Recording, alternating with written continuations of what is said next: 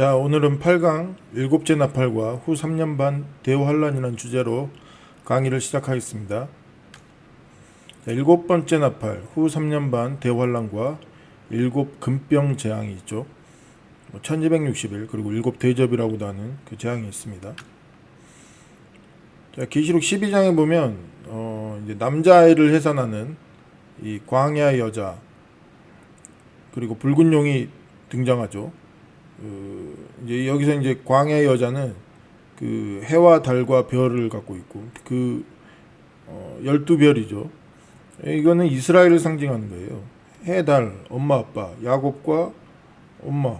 그리고 이스라엘은 이제 그 12지파 그 이스라엘 그 아들들을 상징하는 거죠. 그래서 이거는 이스라엘을 상징하는 거예요. 그리고 이스라엘이 있고 그리고 회방하는 붉은 용. 이 붉은 용은 뭐죠? 7머리 달린 붉은 용. 그 세계 바벨론 제국, 로마 제국, 그리고 적그리스도 제국, 첫째 짐승을 얘기하는 거죠. 그 짐승이 이제 전투를 벌이는 겁니다. 영적 전쟁을 하는 거죠. 실제적으로 이게 이제 어떤 육적으로도 이제 나타날 수 있는 거죠.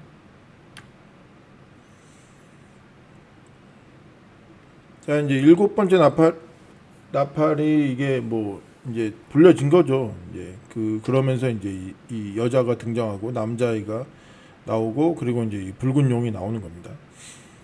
자, 이제 남자아이를 이 여자가 해산을 하죠.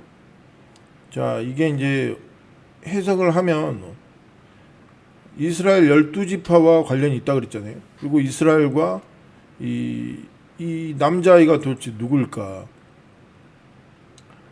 그리고 여자는 도대체 누구일까? 자, 이스라엘 12지파와 관련이 있고 이스라엘과 모든 민족 구원을 위해 중보하며 기도하는 자일 수 있어요. 세계 선교를 위해서. 실제로 이스라엘에 가면 그런 기도하는 사람들이 전 세계에서 와서 중보하는 사람들이 많이 있습니다. 당연히 여기는 이제 메시아닉 유대인도 당연히 포함될 수 있는 거고 포함되겠죠. 이스라엘 12지파니까. 그리고 이제 자, 실제 이스라엘과 세계의 각국에서 각국에 온 크리스찬들이 24시간 예배와 뭐 기도하는 집, 이건 뭐 기도하는 집이 뭐 하나님의 성전과 제단이라고 할 수 있죠. 그리고 각 교회에서 이스라엘과 모든 민족 구원을 위해 열심을 다해 중보 기도하는 자들도 될 수 있고요. 그들을 하나님께서 후 3년 반 그러니까 1260일 대환란에서 건져내시고 그들은 환란 후 휴가를 기다리며 거룩한 신부로 단정되어지는 자들인 것 같다. 그럴 수 있죠. 그래서 아마 이게 나라와 민족을 위해서 중보한 자들이잖아요. 자기 생활에 얽매이지 않고 자기 어떤 세상 사람처럼 이렇게 어떤 돈에 뭐 거기에 뭐 몸과 마음이 이렇게 얽매여 있지 않고 정말 하나님의 나라를 위해 꿈꾸며 기도하고 예배하고 찬양하며 주님이 오시기를 바라는 자들이잖아요. 그리고 이제 자, 대환란에서 이제 살아남은 자들이 있죠. 그들은 이제 생존한 그들의 마지막 사명은 열심을 다해 자급자족하는 삶을 살며 후 3년 반 대환란 기간 동안 모든 민족들의 구원받을 자들을 위해 중보 기도하는 것이다. 그렇죠. 생존한 자들은 그들을 위해 기도해야죠. 그렇게 이제 하나님께서 그들을 또 그래서 이제 어리석은 다섯 처녀, 슬기로운 다섯 처녀 이게 나중에 나오는 거잖아요. 이 기도하는 자들이 있고 나머지 5명은 기도에 게으르고 그러다가 이제 주님 오시는 것을 이제 때를 놓쳐서 그 중에서 이제 게을러서 주님 앞에 가지 못한 자들이 있죠. 예수야께서 재림하실 때 그들 중 50%는 기도에 게으르고 나태하여 구원을 받지 못할 자들일 수 있다. 그렇죠. 그 구원을 받지 못한 자 이제 거룩하지 못한 신부들이죠. 우리가 항상 경계해야 돼요. 저 자신부터 포함해서. 마태복음 25장 1절에서 13절. 그러니까 환란 후 휴거라고 하면 그 환란 후 휴거에도 구원받지 못할 사람들이 있을 수 있다는 얘기예요. 이게 무서운 사실이죠, 이게.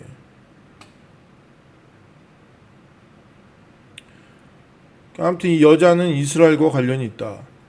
그리고 이제 이렇게 구원을 위해 중보하며 기도하는 자일 수 있다는 거죠. 그리고 이 사람은 이제 뭐 광야에서 이제 지내니까 대환란 기간에 이게 보호받는 여자인 거죠. 이게 하나님께서 특별한 어떤 장소에서 이들은 이제 적그리스도의 그 대환란에서 벗어나서 어딘가에서 이 하나님이 지정한 그곳에서 보호받으며 하나님의 말씀 가운데서 그리고 거기서 기도하며 이제 주님 오시는 길을 주님 오실 때까지 기다리는 자들이죠. 그들 중에 이제 환란 후 휴거를 받을 자들이 있는 거죠. 거기가 어딘지는 모르죠. 그때 가면 어딘가에 뭐 하나님이 뭐 알려주신 때가 있겠죠. 그러니까 일단 하나님의 사람들을 통해서 이렇게 준비될 거라고 봐요. 알려주시겠죠. 어느 순간에. 우리가 이런 건 이제 기도하면서 깨어 있어야겠죠. 늘. 자, 이제 이게 이제 그 다니엘서에 나온 이 다니엘서 2장에 나오는 이게 느부갓네살 동상 아닙니까? 이제 이게 이제 바벨론 제국, 메데 바사 제국, 헬라 제국, 로마 제국, 그리고 마지막 때 이제 있는데 그리고 이제 주님이 재림하시는 거죠. 자, 다니엘 2장은 2600년 전부터 21세기 마지막 때까지 이제 이방인의 때까지 바벨론 제국, 붉은 용과 유대인 왕국과의 이스라엘이죠. 바벨론 제국은 세계 제국, 영적 실제적 전쟁의 연장선에 놓여 있다. 자, 이게 이제 느부갓네살 동상이 이게 바로 이제 여기가 이방인의 때예요. 바벨론 제국부터 여기까지 마지막 때까지 이게 이방인의 때입니다. 이방인의 때. 그러니까 주님 오셔야 이방인의 때가 끝나는 거죠. 자, 그리고 이 남자아이가 누구냐 이거예요. 남자아이가 갑자기 여자가 이제 그 바벨론 제국 그 붉은 용에게 쫓기면서 그러니까 세계 모든 제국이죠. 세계 제국 적그리스도 제국에 쫓기면서 남자아이를 낳는데 이 남자아이를 이제 죽이는 게 목적이었죠. 바벨론 그 짐승은 붉은 용은. 그럼 이 남자아이가 도대체 누구냐 이거예요. 근데 이 남자아이가 이게 하늘로 올라가잖아요. 낳자마자 여자가. 자, 이 여자가 광야의 여자가 이스라엘이라고 했으니까 그럼 이제 남자아이는 또 다른 존재죠. 이제 보세요. 이제 남자아이는 부활하여 승천하는 전 세계에 흩어진 이스라엘 12지파 후손 14만 4천 명으로 죽기까지 충성한 복음 전도자들이며 선교사들 포함되죠. 부활한 처음 익은 열매들이다. 계시록 14장 4, 5절 보면 그들을 어린 양이 어디로 인도에 따라가는 자들이며 처음 익은 열매들이라고 그러잖아요. 다시 말하면 첫 열매들이라는 거예요. 예수님도 첫 열매로 초실절에 부활하셨죠. 이들도 첫 열매로 부활을 하는 겁니다. 이거는 이제 첫째 부활과는 좀 다른 개념이에요. 그래서 뭐예요? 남자애는 이 부활 14만 4천 명의 부활을 상징하는 거일 수 있어요. 그래서 이 14만 4천 명은 흩어진 이스라엘 12지파에서 선택된 복음 전도자들, 선교사들이라고 볼 수 있는 거죠. 그럼 이거는 언제 선택됐다 그랬어요? 세계 1차 대전 이전에 선택된 선교사들, 복음 전도자들이 있다고 그랬잖아요. 근데 그들일 가능성이 크죠. 그들이 이제 여기서 부활하는 겁니다. 그리고 이들이 나중에 예수님과 그 14만 4천 내려오면서 뭘로죠? 하늘에서 전쟁을 벌이는 자들이죠. 뭐 어떤 마지막 전쟁, 최후의 전쟁, 아마겟돈, 예수님 재림 전쟁에 참여하는 자들은 이 예수야와 14만 4천 명이 참여하는 거예요. 그렇게 되는 겁니다. 그래서 이들이 미리 부활하는 거예요. 여기서. 이건 첫째 부활이 아니에요. 첫째 부활은 후에 일어나는 거죠. 자, 남자애는 이제 휴거는 아닌 것 같고 부활이라니까. 이제 남자애는 부활한 14만 4천 명이다. 자, 그러나 이제 그리스도께서 죽은 자 가운데서 다시 살아나서 잠자는 자들의 첫 열매가 되셨도다. 고린도전서 15장 20절 말씀. 예수님도 첫 열매셨어요. 처음 익은 열매였다고. 여자가 사내 아이를 낳았는데 이 아이는 철장으로 모든 민족들을 다스릴 자더라. 그녀의 아이가 채에 올라가. 이게 채에 올라가 이게 뭐 올라간 거죠. 휴거, 부활 뭐 이런 그러니까 뭔가 올라갔죠 하늘로. 채에 올라가 하나님께 이르고 그분의 왕자 이루었다. 하나님께 이르고 그분의 왕자 올라니까 하늘로 올라갔잖아요. 하늘로. 근데 갑자기 태어나자마자 어떤 아이가 하늘로 올라간 그러니까 이게 여자도 이스라엘 개념이었고 이스라엘이었고 이 붉은 용이 세계 제국 적그리스도 제국을 의미한다 했잖아요. 오늘날의 제국 세계를 통합하는 제국. 그러면은 이 아이도 뭔가 어떤 나라 개념으로 봐야죠. 어떤 국가 개념이 될 수도 있고.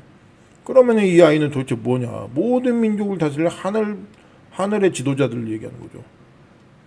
뭐죠? 하늘 왕국의 다스릴 자들. 하늘 왕국의 다스릴 자들. 이게 뭐예요, 이거는?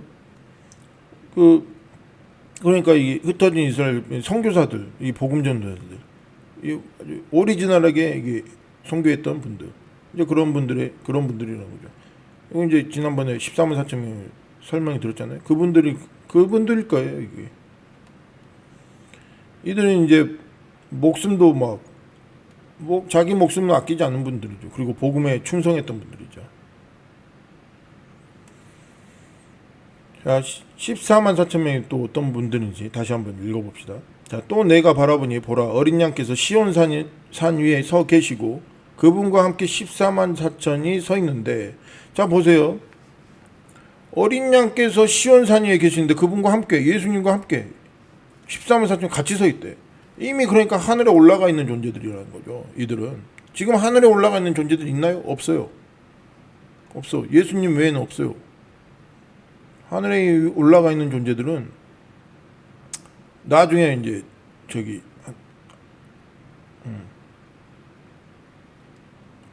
근데 뭐죠? 이 그분과 함께 14만 4천이 서 있는데 그들의 이마 안에는 그분의 아버지의 이름이 기록되어 있더라. 내가 하늘로부터 나는 한 음성을 들었는데 그것은 많은 물들의 소리 같고 큰 천둥 소리와도 같더라. 또 내가 자기 하프를 탄 자들의 소리를 들었는데 그들이 왕자 앞과 내 짐승과 장로들 앞에서 새 노래 같은 것을 부르더라. 땅에서 구속받은 14만 4천 외에는 아무도 능히 그 노래를 배우지 못하더라. 자, 노래를 왜 배우지 못해요? 외우면 되잖아, 노래. 그리고 따라 부르면 되잖아. 왜 부르지 못할까요? 배우지 못하고. 삶으로 이 사람들은 노래를 부르는 거죠.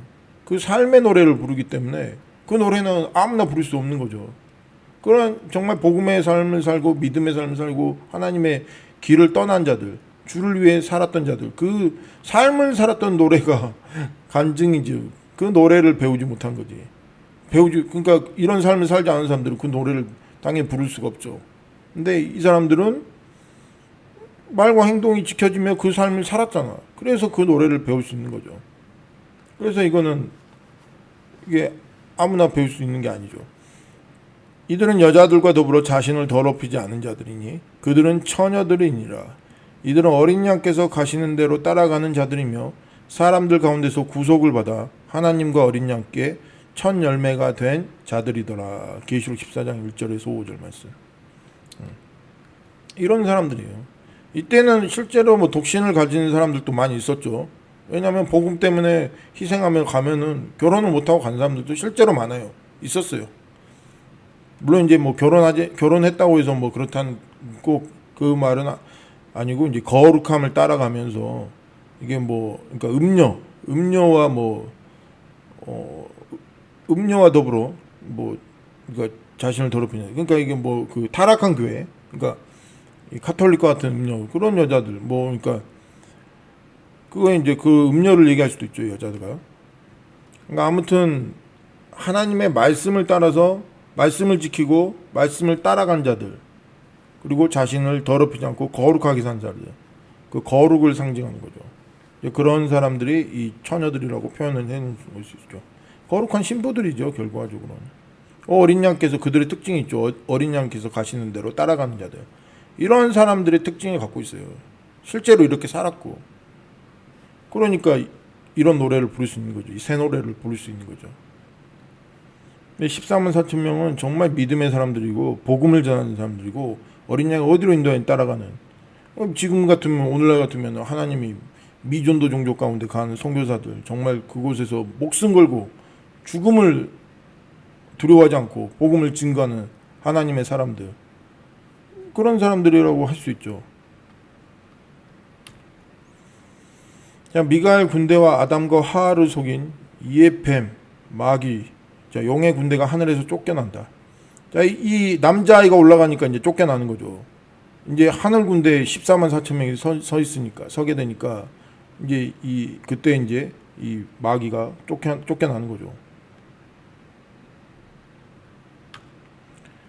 자, 3년 6개월 1260일을 광야로 도피하여 양육을 받는 여자와 피로 물들일 대환란을 일으키는 붉은 용. 자, 이 여자는 이스라엘이라고 그랬죠. 자, 이스라엘 교회죠. 이스라엘도 뭐 이스라엘 교회, 한국 교회, 뭐 독일 교회, 뭐 나라 이름을 붙여서 뒤에다 교회라는 공동체 이름을 붙이잖아요. 중국 교회 막 이런 식으로. 이스라엘도 교회예요. 이스라엘 교회 이렇게 얘기할 수 있죠. 그래서 이게 양육을 받는 여자는 이스라엘이에요. 이스라엘. 그러니까 한국 교회 아니죠. 뭐 다른 세계 교회 아니죠. 어떤 교회도 아니죠. 이스라엘이에요. 이스라엘. 이 여자는. 자, 피로 물들일 대환란을 일으키는 붉은 용. 이제 이 붉은 용이 짐승 제국의 그 짐승이니까 얘가 이제 대환란을 일으키는 적그리스도를 상징하는 거죠. 적그리스도 제국을 상징하는 거예요. 마지막 때 제국을 상징하고. 이제 느부갓네살의 그 마지막 때, 마지막 뭐 새와 진흙이 뭐 그것도 포함될 수 있죠. 자, 도망친 여자는 극소수의 뭐 환란전 휴거가 있는지는 저 잘 모르겠어요. 또는 뭐 순간이동 뭐 이렇게 하면서 뭐 하나님의 보호처소로 가는 거죠. 근데 뭐 이게 뭐 그냥 하나 이제 이럴 수도 있다. 뭐 이게 하다. 근데 뭐 이게 아닐 가능성이 크죠. 아무튼 뭐 하나의 가능성을 가지고 이제 일단 얘기는 하는 겁니다. 환란전 휴거도 뭐 있을 수가 있으니까 혹시나 싶어서 환란전 휴거 또는 순간 이동하며 뭐 하나님께서 준비하신 광야에서 1260일 동안 보호받아 환란 후 휴거를 기다리는 여자, 그러니까 이 여자 이스라엘 가능성이 크고, 큰 독수리의 두 날개는 미국을 상징한다. 그러니까 이 독수리 날개는 이제 미국을 상징할 수도 있죠. 아닐 수도 있어요. 그러니까 꼭 미국이라고 꼭 정할 필요는 없어요. 근데 미국일 가능성도 있어. 왜냐면 지금도 보면은 이스라엘을 돕는 나라는 미국이잖아요. 그리고 나중에 이 두 날개가 어디서 나왔냐? 이게 왜 미국이냐? 이제 그건 이제 나중에 이제 또 이제 짐승 제국 동물들 이야기할 때 그때 이제 알려줄 거예요. 이제 더 자세히 알려드리겠습니다. 아무튼 미국을 상징할 수 있다. 지금도 이스라엘을 돕는 거는 미국이다. 그리고 이 환란 휴거일 가능성이 커요. 그리고 이 여자는 이스라엘이라니까. 그러니까 이스라엘 중에 이 보호받을 사람도 있다니까요. 환란 휴거를 기다리는 사람도 있다는 거죠. 유대인일 가능성이 크죠. 자, 이제 그리고 이제 이 7년 중간에 희생물과 봉헌물을 그치게 하고 가증한 것들로 채우고 황폐해질 것이다. 다니엘서 이제 9장 27절에 이게 이제 적그리스도 왕국을 얘기하는 건데, 이때 이제 이때가 이제 안티오커스 에피파네스 그 4세 헬라 제국 시대에, 그때 이제 그거 이제 적그리스도의 상징이라 그랬잖아요. 그때 이제 그 얘기를 하면 이제 그때 이제 이게 예언을 한 건데, 이게 이제 마지막 때 적그리스도하고 연결된다는 거죠. 그래서 이제 7년 이래, 이제 한 이래라 그랬잖아요. 그 7년을 얘기하는 게 7년 언약 기간에 그때 중간에 이게 이런 일들이 일어날 거라고 보는 거예요. 그래서 제3성전이 세워지고, 그리고 7년 중간에 이 적그리스도가 이제는 대놓고 이제 뭐 이제 박해를 시작하는 거죠. 이제는 뭐 하나님의 나라의 뭐 역사가 워낙 자세하게 드러나 버렸고, 근데 적그리스도는 그거를 하나님이 계시다는 걸 알면서도 하나님의 그 살아계신 그 생생한 역사를 막 뭐 휴거가 됐든 부활이 됐든 뭐가 됐든 이런 걸 봤다고요, 진짜로. 뭐 어떤 증거물로 확신을 갖고 있다. 확증이 하는 그런 것들을 갖고 있다고. 그걸 보면서도 하나님을 대놓고 대적해요. 그래서 적그리스도는 하나님 계시다는 거 압니다. 아주 근데 그런 그 둘째 짐승을 상징하는 그 사람도 거짓 선지자도 마찬가지고. 근데 대놓고 사람들 속이고 하나님을 대적하게 만드는 자들이에요. 그러니까 나중에 걔는 산채로 걔네 둘이는 나중에 심판받을 때 산채로 그는 바로 지옥으로 직행해요. 걔네들은 뭐 심판도 안 거치고 바로 직행이에요.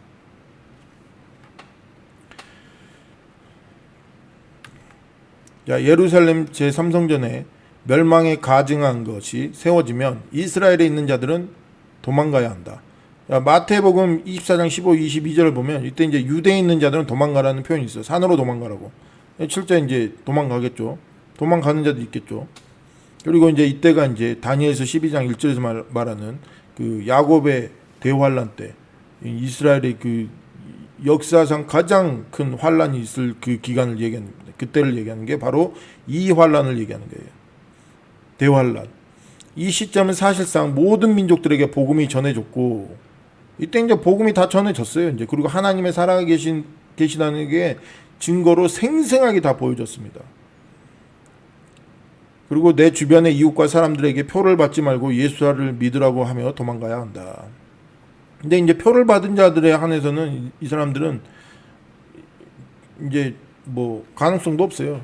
그리고 이 사람들은 이제 피해야 돼요, 우리가.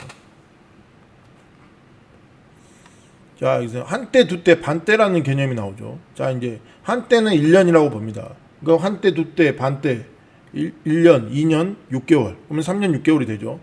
그걸 왜 이제 한때, 두때, 반때라고 또 나눠놨을까요? 이제 그걸 이제 의미를 좀 한번 돌아보겠습니다. 자, 무조건 산으로 도망가며 피해야 할 시기다. 이 한때에는 이제 뭐 대놓고 적그리스도가 이제 그 멸망에 가증한 것을 예루살렘 성전에다 세워놓고 이제 박해하잖아요. 이때는 도망해야 돼요, 무조건. 어디선가 하나님께서 준비한 광야에서 보호받을 장소에서 생존하여 환란 후 휴거를 기다리는 거룩한 신부들이 있다. 자, 환란 전 휴거가 있다고 하면은 도망갈 필요가 없죠. 갑자기 하늘로 띡 올라가는데 무슨 근데 휴거되지 않은 자들이 이제 뭐 도망간다라고 이제 하기에도 애매해. 왜 그러냐면 믿음의 사람들하고 그때 유대에 있는 자들 보고 도망가라고 한 거 보면 그러니까 환란 전 휴거는 아닐 가능성이 있죠. 그리고 환란 중 휴거나 환란 후 휴거가 맞겠죠. 자,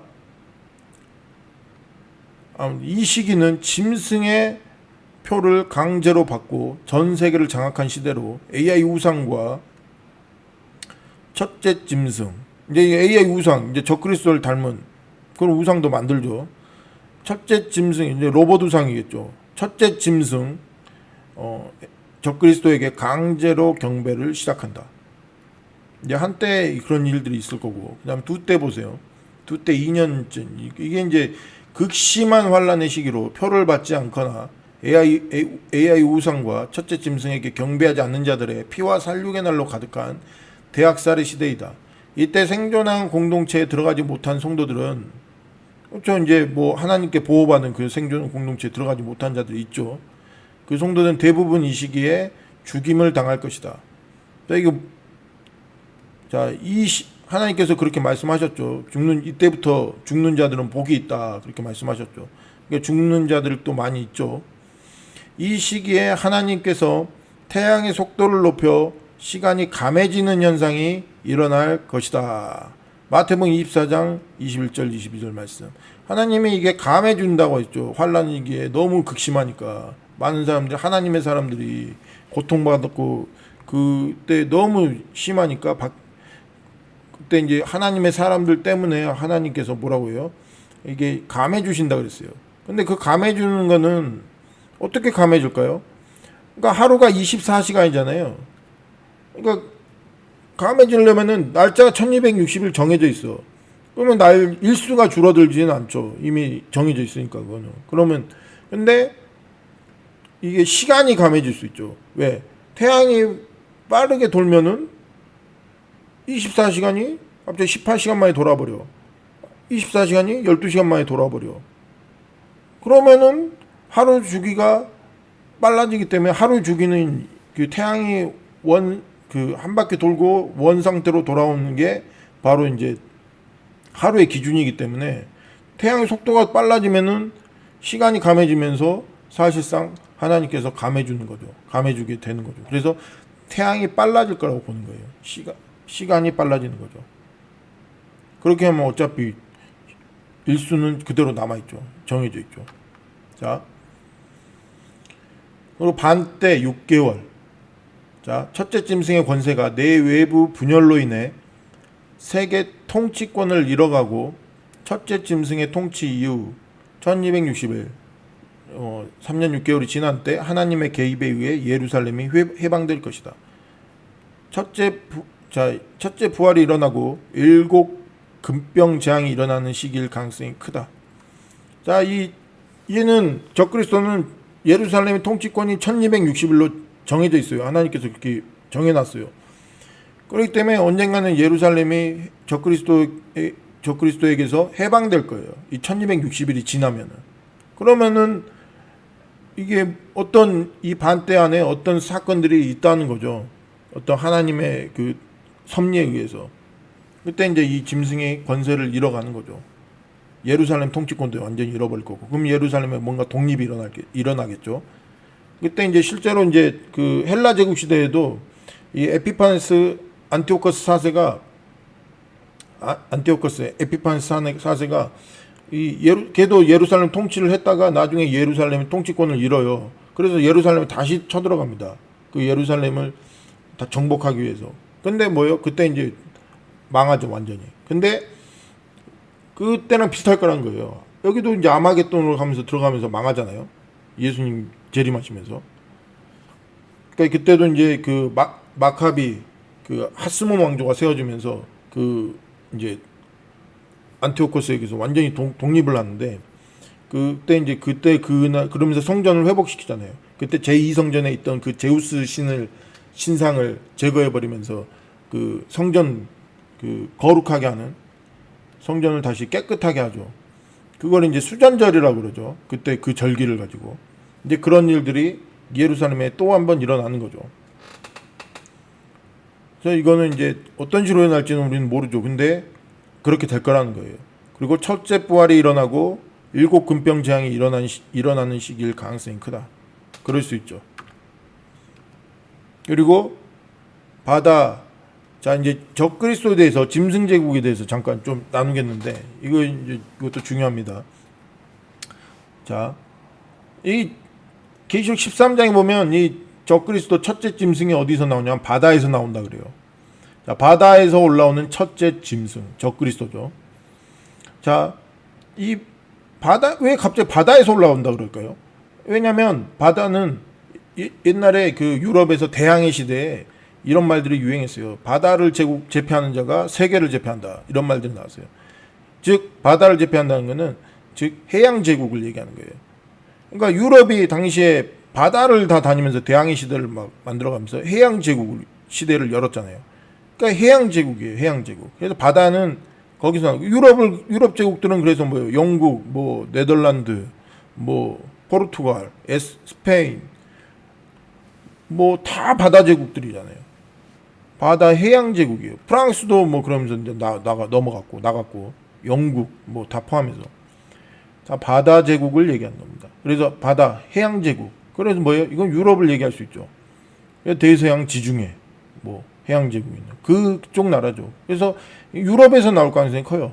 미국도 바다 제국을 할 수 있죠. 해양 제국을 할 수 있죠. 바다에서 올라오는 첫째 짐승 적그리스도.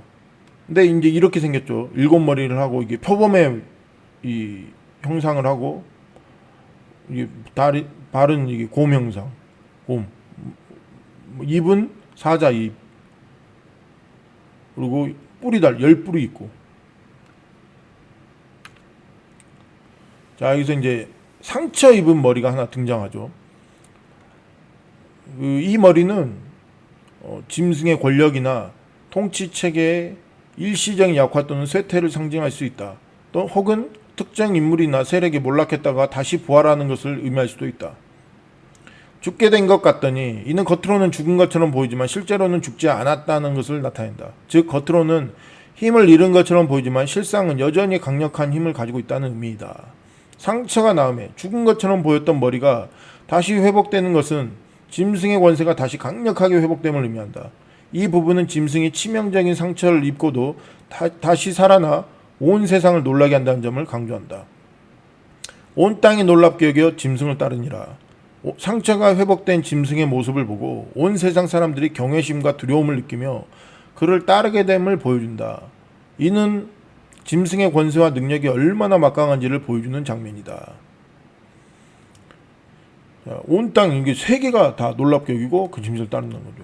자, 양차 대전에서 세계 1차 대전, 2차 대전 패배하고 나라가 두 국가로 분열되어 수도 베를린도 분할되었으나 1989년 통일되며 유럽 최고의 선진 강국이 된 독일을 의미할 수 있다. 자, 왜 독일이 가능성이 있는지 한번 봅시다.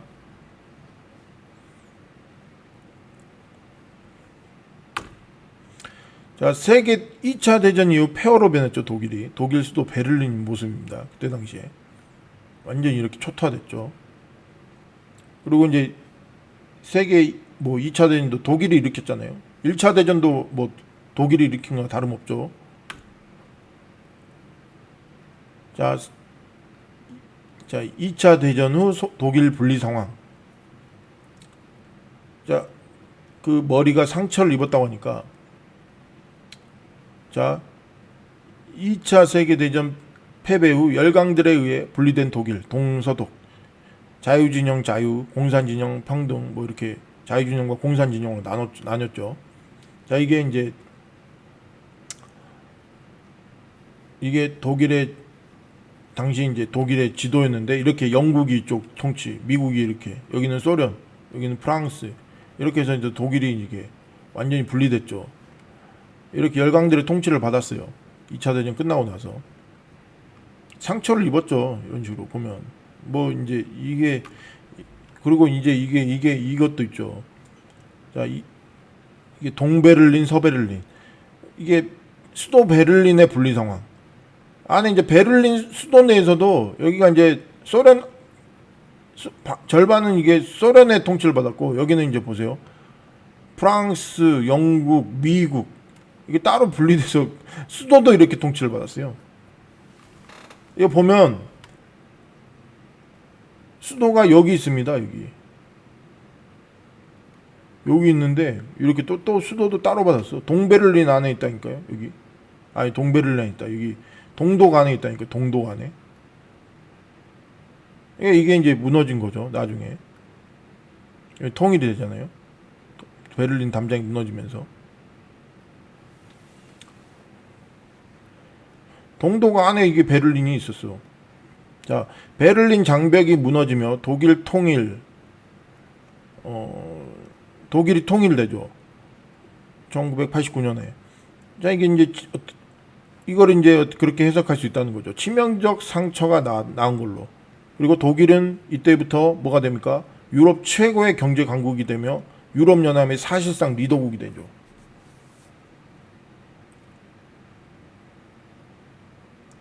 2024년 10월 독일이 어떻게 변했는지 봅시다. 2024년 10월 하마스 이스라엘 내전 후 독일 내 반유대주의 4.5배 급증.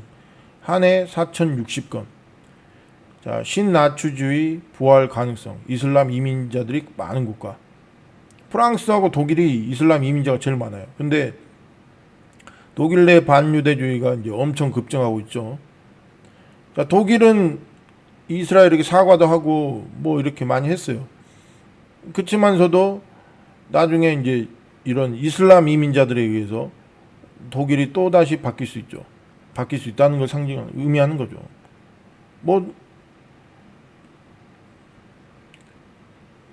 독일 가능성이 높다는 거지. 꼭 독일이라고 얘기하는 건 아닙니다. 자, 2050년 유럽 각국의 무슬림 인구 비율 추정치예요. 보면 지금 보세요. 독일이 오스트리아, 룩스 이쪽 오스트리아 뭐 프랑스 보면 이쪽 제일 많죠. 여기 스웨덴도 엄청 많네. 더 많네 여기는. 아무튼 여기가 이렇게. 그다음에 유럽 내 이슬람 이주민 급증. 독일 5년간 100만 명 증가. 근데 더 늘어날 가능성이 커지죠.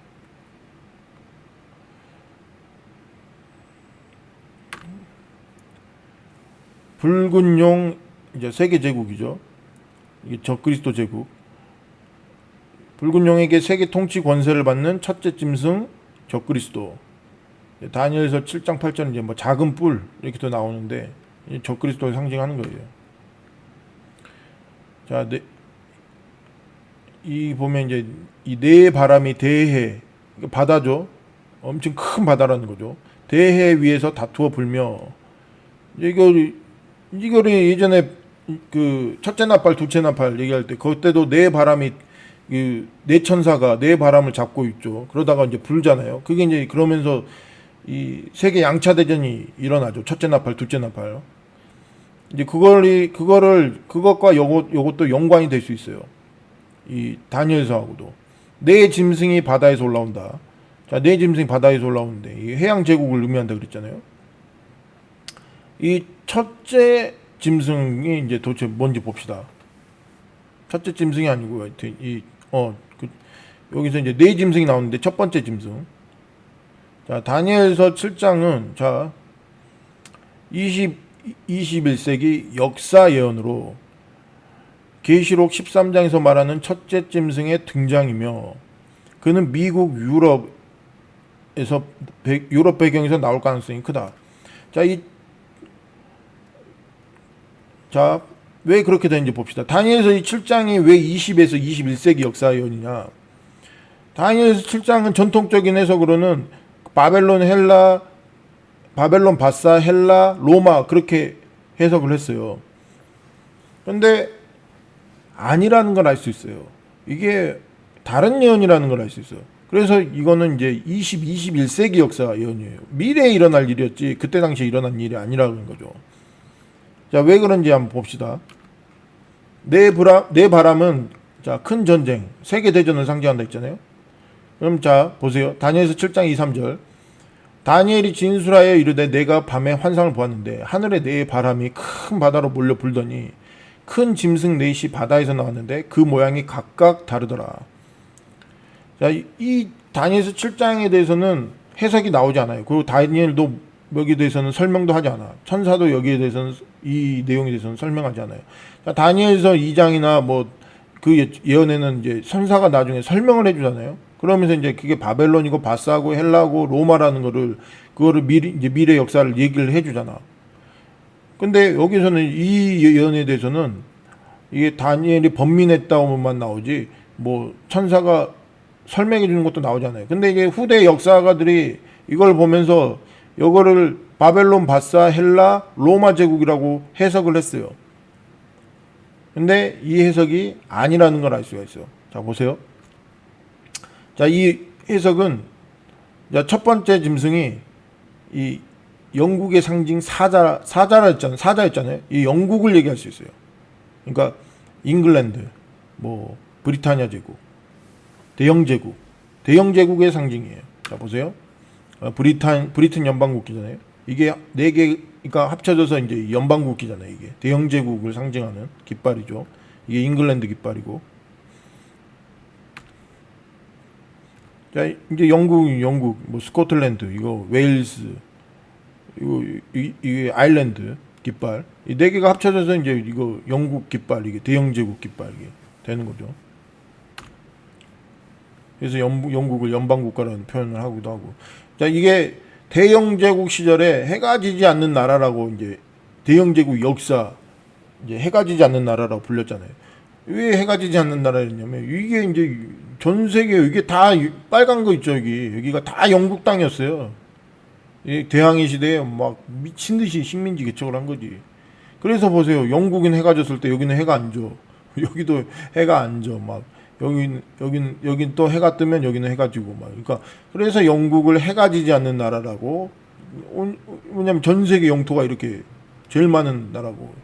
그래서 그런 식으로 불렀던 거예요. 정복 안 한 나라가 뭐 거의 없잖아 이쪽에. 엄청나게 아마 이게 정복을 제일 많이 했던 나라라고요 이게. 근데 이 사자에게서 두 날개가 있었는데 날개 달린 사자였어요. 근데 이 두 날개가 뜯겨져 나가죠. 자, 이 두 날개가 그럼 뭘까? 이제 미국의 상징이 뭐죠? 흰머리 독수리잖아요. 그래서 이제 이 두 날개를 미국이 독립해서 나가버리는 거죠. 당시 이제 미국은 이제 영국하고 함께 할 수 없었던 거죠. 영국 성공해서 독립하고 싶었던 것도 있고, 카톨릭의 영향력에서 벗어나려고 했던 게 미국이기 때문에, 그래서 미국이 전쟁을 벌이면서 완전히 독립해버립니다. 그것도 독립전쟁도 그것도 어떻게 보면 종교전쟁과 관련이 있어요. 종교전쟁과도 다를 바가 없어요. 미국도. 자, 미국이 그래서 개신교가 세워진 거 아니에요. 미국 나라가, 청교도의 나라가 완전히. 미국이 독립하면서 이제 사자의 독수리 날개가 뽑혔죠. 미국이 독립이 상징한 거죠. 그래서 아까 그 여자의 그 두 날개가 주어진다 했잖아요. 큰 날개, 두 날개, 그게 이제 독수리의 날개죠. 그래서 미국을 상징한다고 할 수 있는 거죠. 실제로도 미국이 이스라엘을 돕기도 하고 이게 있고. 미국의 도움으로 인해서 그 여자가 뭔가 이게 미국 크리스찬들 얘기하는 거 있죠. 미국 크리스찬들의 도움을 위해서 도움을 통해서 어떤 보호를 받을 수 있다는 거죠.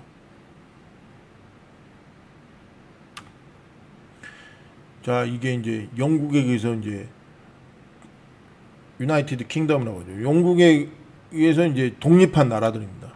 이거 보면 20세기 때 막 다 독립해요, 막 이렇게. 근데 영국이 풀어줘요, 다. 영국이 보통 이제 식민지들을 독립해 주려고 안 하잖아요. 자기들 때문에 이권을 잃는 건데. 근데 영국이 이렇게 다 독립을 하나씩 다 시켜줍니다.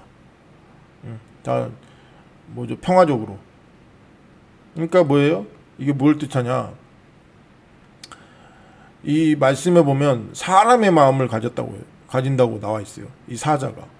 원래 영국도 식민지 개척하면서 엄청 악한 나라였지. 막 뭐 아편 전쟁도 일으키고 중국에서 뭐 엄청 그리고 식민지 하면서 노예 매매도 하고 했던 영국 아닙니까? 사람 어마어마하게 또 죽이기도 했죠. 근데 식민지 국가를 대부분 해방해 준다. 자, 이게 이제 사람의 마음을 가진 거죠. 가지게 된 거죠. 그다음에 이제 착해진 거죠, 어떤 면으로. 그다음에 영국 여왕 엘리자베스 2세가 뭐라고 했냐면 군림하되 통치하지 않는다. 뭐 이런 표현을 썼어요. 그리고 이제 이때부터 이제 이 사람들이 영국을 아마 신사의 나라라 부르지 않았는가, 뭐 그런 생각을 해보는 거죠. 아무튼 영국을 신사의 나라라 그러잖아요. 이게 그래서 아무튼 이 식민지 국가를 다 해방시켜준 역할도 분명히 있다는 거죠.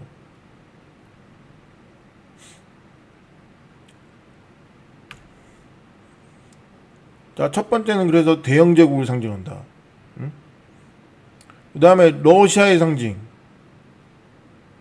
바다에서 나온 거 맞죠? 그러니까 영국도 뭐 이게. 그 다음에 러시아의 상징 곰이죠.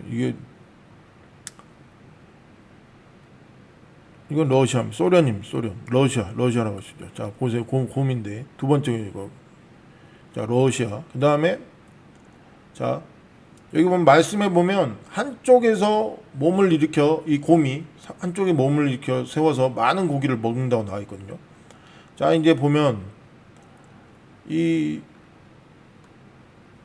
러시아 역사를 보면 이 러시아가 이렇게 모피 때문에라도 이렇게 막 하면서 여기를 다 정복하잖아요. 사실상 어떻게 보면 뭐 피 한 방울 거의 안 흘리고 가서 뭐 시베리아 원주민들한테 갔더니 뭐 했더니 뭐 얘네들은 뭐 나라 개념이 없었어. 땅 개념도 별로 없었고 그냥 러시아 애들이 가가지고 여기 우리 땅 하면서 그냥 자기들이 막 나라 세워버린 거예요. 그러다 보니까 이제 여기가 이제 러시아 땅이 다 돼버린 거지. 사실상 러시아도 원래 옛날에 여기만 머물러 있었던 애들인데 어느 순간 이게 쭉 가버리는 거죠. 이거 보면 여기 있잖아요. 1547년 16세기부터 쭉 이렇게 18세기까지. 그래서 이 땅이 된 겁니다. 이렇게 자기 땅을 먹은 거예요. 이렇게 여기 있다가 이렇게 늘어나고 그다음 이렇게 먹고 그다음 여기까지 다 먹어버린 거죠. 근데 이제 이거를 이제 이건 뭐 그렇다 치고, 자, 노동자 혁명 볼셰비키라고 하죠. 이게 이제 강경파, 그다음에 맨셰비키라고 해서 또 그 뭐 이게 정치적인 세력이죠. 정치 당이라고 할 수 있죠. 얘네들은 이제 온건파였어요. 볼셰비키와 맨셰비키가 있었어요. 오늘날로 얘기하면 좌파 우파 개념이죠. 얘네들 한쪽 몸을 일으켜. 그래 뭐예요? 많은 고기를 먹게 된다 그렇게 나오는데, 그러니까 결국적으로 이게 볼셰비키 혁명이 얘네들이 이기죠. 그래서 뭐예요? 소련이 공산화가 되죠. 한쪽 몸을 일으켰다. 이 두 세력이 있었는데 이 볼셰비키가 이겨가지고 이게 공산화가 돼버리는 거죠. 그걸 이제 표현하는 뜻이 아닌가 그렇게 생각해보고, 그 다음에 갈빗대 셋을 물고 독립시켜주지 않거나 이제 분쟁하는 지역이라는 이제 표현. 갈빗대 셋을 물고 있죠. 다른 데는 이제 고기를 먹었잖아요. 다 삼켰잖아요. 근데 갈빗대 셋은 삼키질 못했어. 뭐예요? 그리고 그게 뭐냐면 이제 이 먹지를 못했잖아요. 삼키지를 못했잖아요. 그러니까 뭔가 거기는 뭔가 문제가 있는 지역이죠. 문제가 있는 거죠. 근데 이 곰은 그거를 먹고 싶어 하고, 근데 이 갈빗대는 거기 삼켜지지 않았고, 이거 뭐예요? 또 어떤 독립하려는 새 지역을 상징할 수 있는 거죠. 그래서 그 독립이 한쪽은 독립하려고 하고 한쪽은 독립시켜주지 않으려고 하면 그럼 뭐가 일어나죠? 분쟁이 일어나죠. 그러니까 그 당시 이제 분쟁 지역을 그러면 소련의 러시아의 어떤 분쟁 지역을 봅시다. 여기 보면 우크라이나 지금도 막 러시아가 침공해가지고 먹으려고 하고 있죠. 근데 과거부터 그랬어요. 원래 우크라이나 땅 과거에는 이제 소련 땅이었는데, 여기 지금 이 우크라이나가 끝나면은 여기 이제 옆에 이제 에스토니아, 뭐 벨라루스, 뭐 리투아니아, 그리고 뭐 벨라루스, 뭐 이렇게 뭐 또 세 개 나라가 있는데, 얘네들도 이제 러시아에게 자기들도 먹히지 않겠는가, 나중에 이제 뭐 그런 걱정을 하고 있는 지역인데, 여기도 보세요. 강력한 독립 정신을 갖고 있잖아. 그리고 이쪽도 그렇죠. 이쪽도. 그리고 여기 체코슬로바키아 있는데 이 지역도 그렇고. 그러니까 그리고 뭐 여기 나중에 뭐 이거 카자흐스탄 여기도 뭐 그런 긴장을 가질 수도 있다라고 뭐 하는 얘기도 들었는데, 아무튼 러시아 이 세 지역은 이 러시아 입장에서는 절대 독립시켜주고 싶지 않은 지역이에요. 그러니까 계속 그 분쟁이 있을 거라는 것을 상징시켜주는 거죠. 우크라이나는 이쪽이 이제 흑해로 가는 거고, 이쪽은 뭐예요? 이제 뭐 카스피해, 그리고 밑으로는, 아니면 또 위로는 뭐 이제 지중해까지 연결시키려고 하는 거지. 또 여기 일본하고도 갈등이 있죠. 여기 섬 때문에 쿠릴 열도 뭐 이쪽 얘기하면서. 자, 그래서 두 번째 곰은 러시아를 상징한다. 자, 범게르만 유럽 연합 상징. 자, 표범. 이제 세 번째 짐승이 나오는데, 얘네들은 이제 머리가 넷 달렸고 표범을 상징하죠. 그리고 날개가 두 쌍이 있어. 자, 이거는 뭔가 이게 연합체라는 것을 알 수 있죠. 그리고 같은 정체성을 갖고 있어, 얘네들은.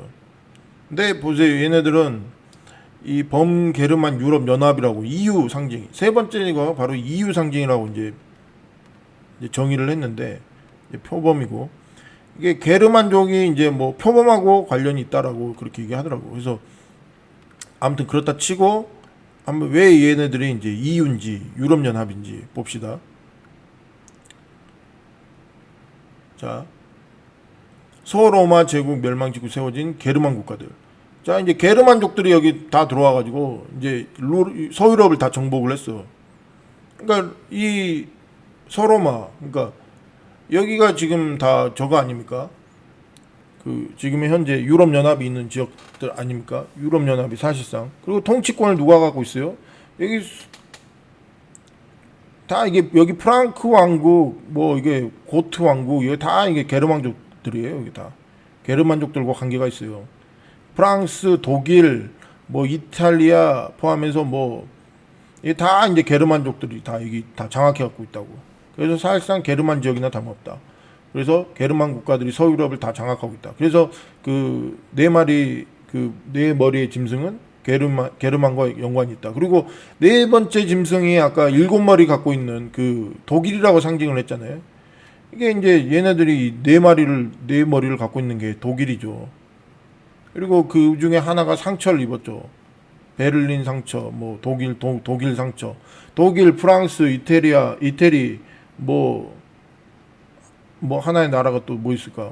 뭐 아무튼 범게르만 족속인데 오스트리아, 뭐 아무튼 걔네들이 이게 보면 이 머리가 하나 상처가 입은 게 바로 이제 독일이라고 얘기할 수 있죠. 그래서 독일이 나중에 다시 부활할 수 있다는 거예요.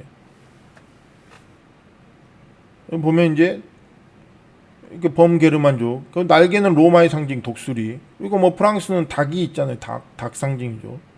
그래서 뭐 닭 한 쌍, 뭐 독수리 한 쌍, 뭐 그래서 날개가 4개 있는지 모르겠는데 아무튼 뭐 그런 것도 될 수 있죠. 아무튼 날개는 이 로마의 상징은 독수리예요. 그래서 독수리 날개라고 볼 수 있어요. 연합체라는 것도 맞죠. 그리고 여기 성경 말씀에 보면 이런 내용이 있어요. 그 짐승에게 통치권이 주어졌더라. 그런 말이 있어요. 이제 좀 의미심장한 얘기죠. 이게 이제 결정적인 힌트죠. 영국이 있고 러시아가 있고 얘네들은 또 영국은 영국도 통치권이 갖고 있잖아요. 자기들 통치권을. 그 다음에 러시아는 러시아대로 통치권을 갖고 있잖아요. 근데 갑자기 왜 뜬금없이 이 네 머리 달린 짐승한테 통치권이 얘한테 있다고 얘기할까요? 근데 그게 이제 유럽연합이라는 답이 나오는 거죠. 거기서. 왜냐하면 유럽 전체 통치권세는 EU에게 있어요. 유럽연합에게 있다고. 실제로 그렇잖아요. 유럽을 실제로 평정하고 다스리는 거는 누구예요? EU잖아요. 유럽연합이잖아요. 얼마 전에 몇 년 전에 한 10년 전이죠. 영국이 이제 여기 EU에서 탈퇴해버리고 그랬죠. 그런 일들이 있었죠. 그러니까 유럽의 통치권은 누구예요? 유럽연합에게 있어요. 그래서 이 세 번째 짐승은 유럽연합을 얘기하는 거고 이거는 범게르만 족속이 독일과 연관이 있어요. 그리고 유럽의 최강국들이 누구예요? 독일과 프랑스죠. 같은 민족이에요. 얘네들 둘 다 게르만족이라고. 그러니까 독일이라고 얘기할 수 있죠. 그러니까 유럽연합이죠. 자, 근데 이제 네 번째, 자, 이거 보세요. 그의 머리 하나가 상하여 죽게 된 것 같더니 그 죽게 되었던 상처가 나음에 온 땅이 놀랍게 여겨 짐승을 따르고 계시록 13장 3절 머리가 상한 짐승은 독일일 가능성이 있다. 그리고 이제 이슬람도 포함될 수 있죠. 그래서 이제 독일이 유럽에서는 최고 선진국이 됐잖아요, 실제로. 그리고 이제 네 번째 짐승이 중요하죠. 이제 네 번째 짐승은 앞으로 등장할 제국이에요. 지금 존재하지 않죠. 근데 이 네 번째 짐승에게 세 짐승이 동시에 통치 권세를 넘겨준다고 나와 있어요. 그러니까 세 짐승이 이 네 번째 짐승한테 통치 권세를 준대. 뭐예요? 같은 그 동시대 제국들이라는 얘기죠, 이게. 그리고 이 세 짐승이 다 존재하고 있죠. 근데 그러니까 이거는 이게 이 역사적인 해석으로는 이제 20세기, 21세기 이 역사가 맞는 거죠. 왜냐하면 지금 러시아, 영국, 지금 이 유럽연합 다 지금 동시대에 존재하는 제국들 아닙니까? 국가들 아니에요? 자, 이제 네 번째 짐승에게 근데 이 세 짐승이 동시에 통치 권세를 넘겨주는 거죠. 그러면 도대체 이 네 번째 짐승 국가는 뭐냐? 이걸 이제 자 보세요. 이게 이슬람 협력기구의 상징, 무서운 짐승, 이슬람을 상징할 수 있죠. 이슬람 국가가 들어온다는 얘기예요. 이슬람 제국들이. 실제로 이제 튀르키예가 유럽연합에 들어오려고 그랬잖아요. 근데 얘네들 유럽연합이 허락을 안 해주잖아요. 이슬람 때문에 그런 거예요. 얘네들이 이슬람 정체성 때문에. 인구도 많고 얘네들이 실제로 들어오게 되면 사실상 유럽 제국이 다 얘네들한테 이슬람에게 먹혀버립니다. 유럽 사실상 통치권을 넘겨주는 건 다를 바가 없게 돼버려요. 그래서 이 튀르키예를 안 받아준 거예요. 얘네들이. 이슬람 정체성도 버리지도 않고 이러니까. 또 국민 수는 또 얼마나 많아. 인구에 비례해서 또 얘네들은 그 의석수가 또 주거든. 그 나라에 보다. 그러면 튀르키예는 인구도 많고 또 밑에 이슬람 제국들도 있잖아요. 걔네들 또 이제 들어오게 되게 되죠. 그러다 보니까 얘네들한테 이제 사실상 먹혀버리는 거지. 그래서 그게 무서워서 EU가 튀르키예를 안 받아줬죠. 이슬람 때문에 그런 거예요, 사실은. 근데 얘네들이 마지막 언젠가는 들어오게 될 거라는 거예요. 결과적으로 유럽은 다 먹힐 거예요, 이슬람에게. 지금 그래서 이슬람 이민자들에 의해서도 사실상 지금 먹혀가고 있잖아, 지금. 이제 그게 이제 어느 땐가 되면은 완전히 먹혀버린 시대가 와요. 그게 이제 적그리스도 시대하고 맞물리는 거죠. 이슬람 협력기구 회원국. 자, 여긴 다 이제 이슬람 협력기구. 이거 보세요, 이제 이슬람 나라들 다 아닙니까? 전부 다. 중동하고 이게 아프리카하고 중앙아시아하고 전부 이슬람. 여기까지 포함해서 동남아시아 쪽도 이슬람이죠. 자, 이슬람 협력기구의 회원국들이 전부 이제 다 들어가는 거죠. 그러면 여기 뭐예요? 다 여기 다 옛날에 동로마 땅 아닙니까? 옛 로마 땅 아닙니까? 여기 다 전부 그러니까 로마가 부활하는 거죠, 사실상. 근데 이슬람이 같이 들어오는 거죠. 이슬람화 되는 거예요. 마지막 적그리스 시대는 이슬람 시대가 된다니까. 자, 유럽이 이슬람과 통합되고 전 세계는 이제 뭐 열불 체제, 전 세계는 네 번째 적그리스도 제국의 지배 체제 아래 들어간다. 이게 이제 첫째 짐승이죠, 이게. 그래서 이제 넷째 짐승, 요게 이제 적그리스도 제국이 되는 거죠. 이슬람 체제하고 이제 들어가는 거고. 그러니까 옛 로마가 되는 거예요. 그래서 적그리스도는 유럽이나 이슬람의 이쪽에서 나오는 거죠. 옛 로마 땅에서 나와요. 자, 그리고 이제 열불 체제를 봅시다.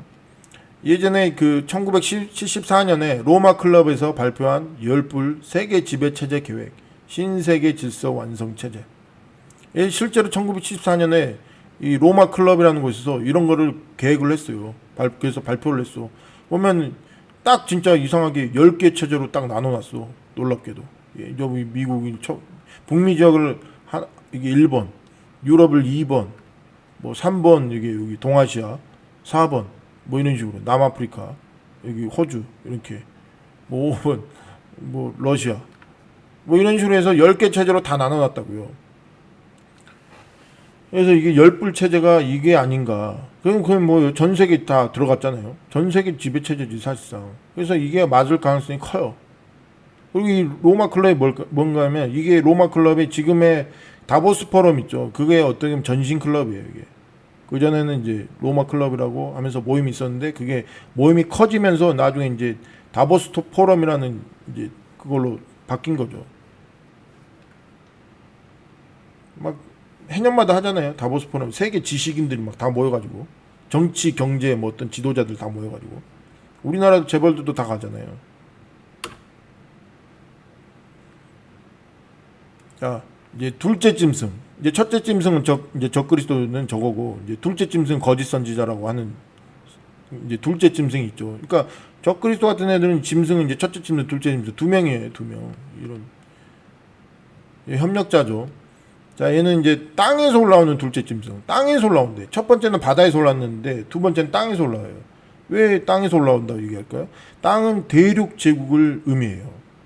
얘는 이제 바다를 통해서 이제 세계를 지배한 게 아니고 이제 대륙 땅을 돌아다니면서 그 제국주의 체제를 형성시킨 애들이죠. 그래서 땅이라고 이제 땅에서 올라온다고 하는 거죠.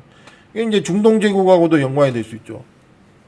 그리고 뭐냐면 대륙 체제라는 거는 뭐 몽골 제국도 땅에서 올라온 거고 중국 제국도 뭐 땅이라고 표현할 수 있죠. 그리고 뭐 이슬람 제국들도 땅이라고 표현할 수 있는 거고. 왜냐면 다 대륙 제국을 만들었거든, 얘네들은. 그래서 여긴 땅에서 올라온다는 거는 바로 대륙 제국을 형성했던 민족들이라는 의미예요. 그런 제국. 자, 그러면 이제 이게 중동일 가능성이 높다고 보는 거예요. 자, 왜 그런지 봅시다. 자, 이 거짓 선지자. 이제 이게 이제 마지막 거짓 선지자는 이슬람 체제일 가능성이 높아요. 이슬람. 자, 둘째 짐승이죠.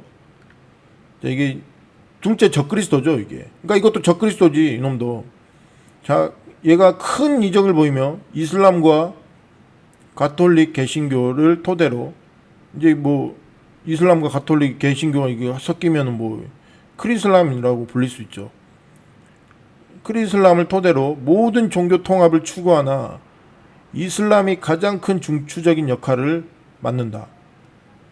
자 보세요. 이슬람은 뭐죠? 유대인들 다 죽여라, 기독교인들 다 죽여라, 이교도들 다 죽여라. 그러니까 이 이슬람을 받아들이지 않으면 어떻게 돼? 엄청난 재앙이 임하죠. 실제로 뭐 IS, 뭐 알카에다 뭐 이런 애들은 실제로 그런 일들을 행하려고 얼마나 그 테러 단체들이 행하려고 했잖아요. 그런 테러 단체들의 수장이 나온다는 얘기죠. 그게 거짓 선지가 된다는 얘기죠. 그러니까 얘네들이 마지막 때 엄청난 대학살을 일으킨다고 봐야 되는 거죠. 인류 역사상 가장 큰 학살이 이 시기에 일어나는 거죠. 근데 그게 체제가 바로 뭐예요? 이슬람 체제라는 거예요. 이슬람이 칼리프 제국을 형성하는 게 된다니까요. 결과적으로 적그리스도 제국은 칼리프 제국과도 연관이 되죠. 아랍에미리트 아부다비의 사디아트 섬 종교단지, 이게 이제 완공됐습니다. 종교단지는 기독교 교회, 이슬람교 모스크, 마스지드, 유대교 사원 등 세계 종교의 예배 시설을 설립하여 종교 통합을 추구하고 있다. 이게 이제 유대교, 기독교, 뭐 이슬람교 이렇게 해가지고 종교 통합을 한 상징을 하고 있는 거죠. 이제 뭐 아브라함의 뭐 협정이라고 해가지고 뭐 하는데 종교 통합의 상징으로 볼 수 있죠. 이제 아랍에미리트에 있습니다. 자, 인간과 소름 돋게 닮은 휴머노이드 로봇들. 자, 이게 이제 둘째 짐승이 첫째 짐승을 닮은 형상의 AI 로봇을 제작해 그를 경배하게 하며 하지 않는 자는 죽인다. 계시록 13장 14, 15절 말씀. 이제 뭐죠? 첫째 짐승 닮은 형상을 뭐 만들어서 경배하게 한다잖아요. 과거에는 이제 동상이나 뭐 어떤 돌상이나 뭐 이런 거였지만 이제는 뭐예요? 이게 로봇, 인공지능 로봇이죠. 근데 얘네가 이제 뭐 말도 하고 이제 그런 일 생각도 하고 이제 그렇게 되는 거죠. 근데 이 짐승 우상이 막 이제 AI 로봇이 될 거라는 거죠. 자, 매매 시스템이 적용된 짐승의 표 강제 이식. 이게 이제 이슬람 적그리스도가 요것도 만들죠. 666도 얘가 만들어. 얘가 이제 그거를 666표를 강제 이식을 시킵니다. 이 거짓 선지자가. 근데 이슬람 체제를 또 666을 받아들인다는 얘기죠. 자, 그가 둘째 짐승이 모든 자, 곧 작은 자나 큰 자나 부유한 자나 가난한 자나 자유로운 자나 매인 자에게 그들의 오른손 안에나 이마 안에 표를 받게 하고 그 표나 그 짐승의 이름이나 그의 이름의 숫자를 가진 자 외에는 아무도 사거나 팔지 못하게 하더라. 여기에 지혜가 있으니 지각이 있는 자는 그 짐승의 수를 세어 볼지니라. 그것은 어떤 사람의 수요 그의 수는 666이니라. 계시록 13장 16, 18절. 자, 매매를 못하게 하죠. 사람들이 매매를 못하게 되면은 이제 뭐 살아남기 위해서는, 먹기 위해서는 다 받는 거죠. 근데 여기서 이제 믿음을 가진 사람들, 이 말씀을 믿는 사람들은 그리스도인들이죠. 그런 사람들은 안 받겠죠. 그러니까 이제 죽음을 당하는 거죠. 근데 받는 사람들은 생존하면서 뭐예요? 매매를 하면서 살아가는 거죠. 이 적그리스도 체제의 지배를 받으면서, 순응하면서.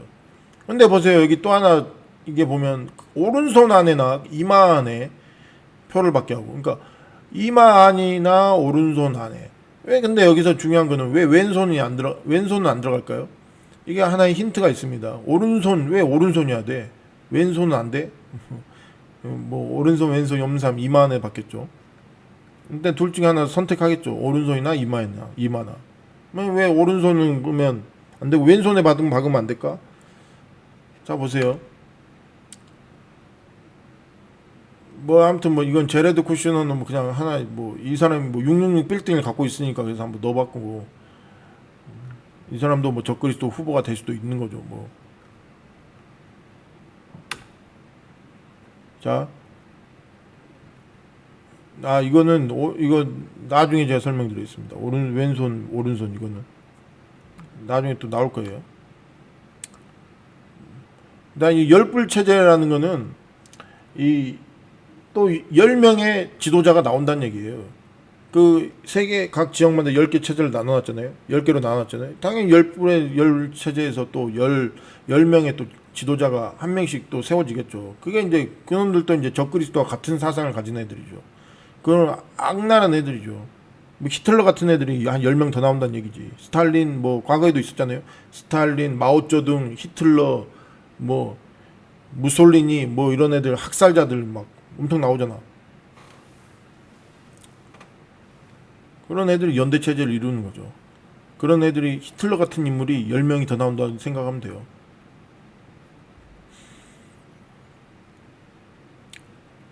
그러니까 악랄한 애들이 이 10명이 더 있는 거지. 자, 표는 이게 제레드 쿠슈너가 뭐 그런 인물이 될지 안 될지 그건 모르죠. 근데 아무튼 뭐 그럴 수 있다라고 뭐 얘가 666 빌딩을 갖고 있으니까 미국 뉴욕에 실제로 뭐 어떻게 될지 모르지. 자, 표는 디지털 화폐 반도체 칩과 관련이 있다. 자, 이게 디지털 화폐 이제 매매를 못 하게 했으니까 이게 실제로 종이 돈이 왔다 갔다 있는 게 아니잖아요. 그러니까 뭐 딱 찍잖아. 그래서 오른손 칩, 오른손 이게 그래서 다 디지털 화폐는 이거는 666과 관련이 있죠. 그래서 블록체인 그렇게 다 연결돼서 이제 모든 게 거래가 다 이걸로 디지털 화폐로 할 수 있게끔 만들어 버리는 거예요. 가상 체제로 다 돼 버리는 거죠. 자, 여기 뭐 CBDC도 있고 뭐 이제 비트코인 뭐 표는 단일 화폐로 신원 증명 여권을 대체한다. 자, 이게 이제 블록체인화 돼 있다고 했잖아요. 이게 이제 단일 화폐 신원 증명과 여권을 대체할 수 있는 그런 신분 증명표도 됩니다. 되게 됩니다. 이게 블록체인화가. 그래서 이거는 모든 게 이제 여기 다 그래서 이제 이 칩이 가능한 거죠. 디지털 화폐도 이제 666이라고 볼 수 있죠. 근데 이게 다 합쳐지는 거죠. 모든 게 다 융합되는 거죠. 여기 있네. 자, 이제 오른손 왜 이제 오른손 왼손이냐? 이제 그걸 이제 좀 설명을 드리겠는데, 자, 이게 이제 좌뇌와 우뇌가 있죠. 좌뇌와 우뇌는 각기 역할이 다릅니다. 한쪽은 감성적이고 예술적이고 한쪽은 약간 지성적이며 약간 학문적인 그런 이제 뇌를 갖고 있죠. 이제 왜 그런지 봅시다. 자, 좌뇌 우뇌, 언어적 학습, 체계적 사고, 수학적 계산, 분석적 사고, 논리적 접근을 갖고 있는 게 좌뇌예요. 약간 이성적이죠, 여기는. 논리적이고. 자, 여기는 비언어적 학습, 직관적 판단, 창의적 사고, 감각을 통한 경험, 예술적 소양. 여기는 이제 비이성적이라고 할 수도 있고 감성적이라고 할 수 있죠. 감성적. 그리고 예술적. 근데 보세요. 이제 이 좌뇌 우뇌가 다 보면 이런 그렇게 있다고 이렇게 있다고 다. 서로 이제 근데 이제 이 좌뇌가 신경이 어디랑 연결돼 있냐면 오른손하고 연결이 돼 있어요. 그리고 우뇌는 왼손하고 연결이 돼 있어요.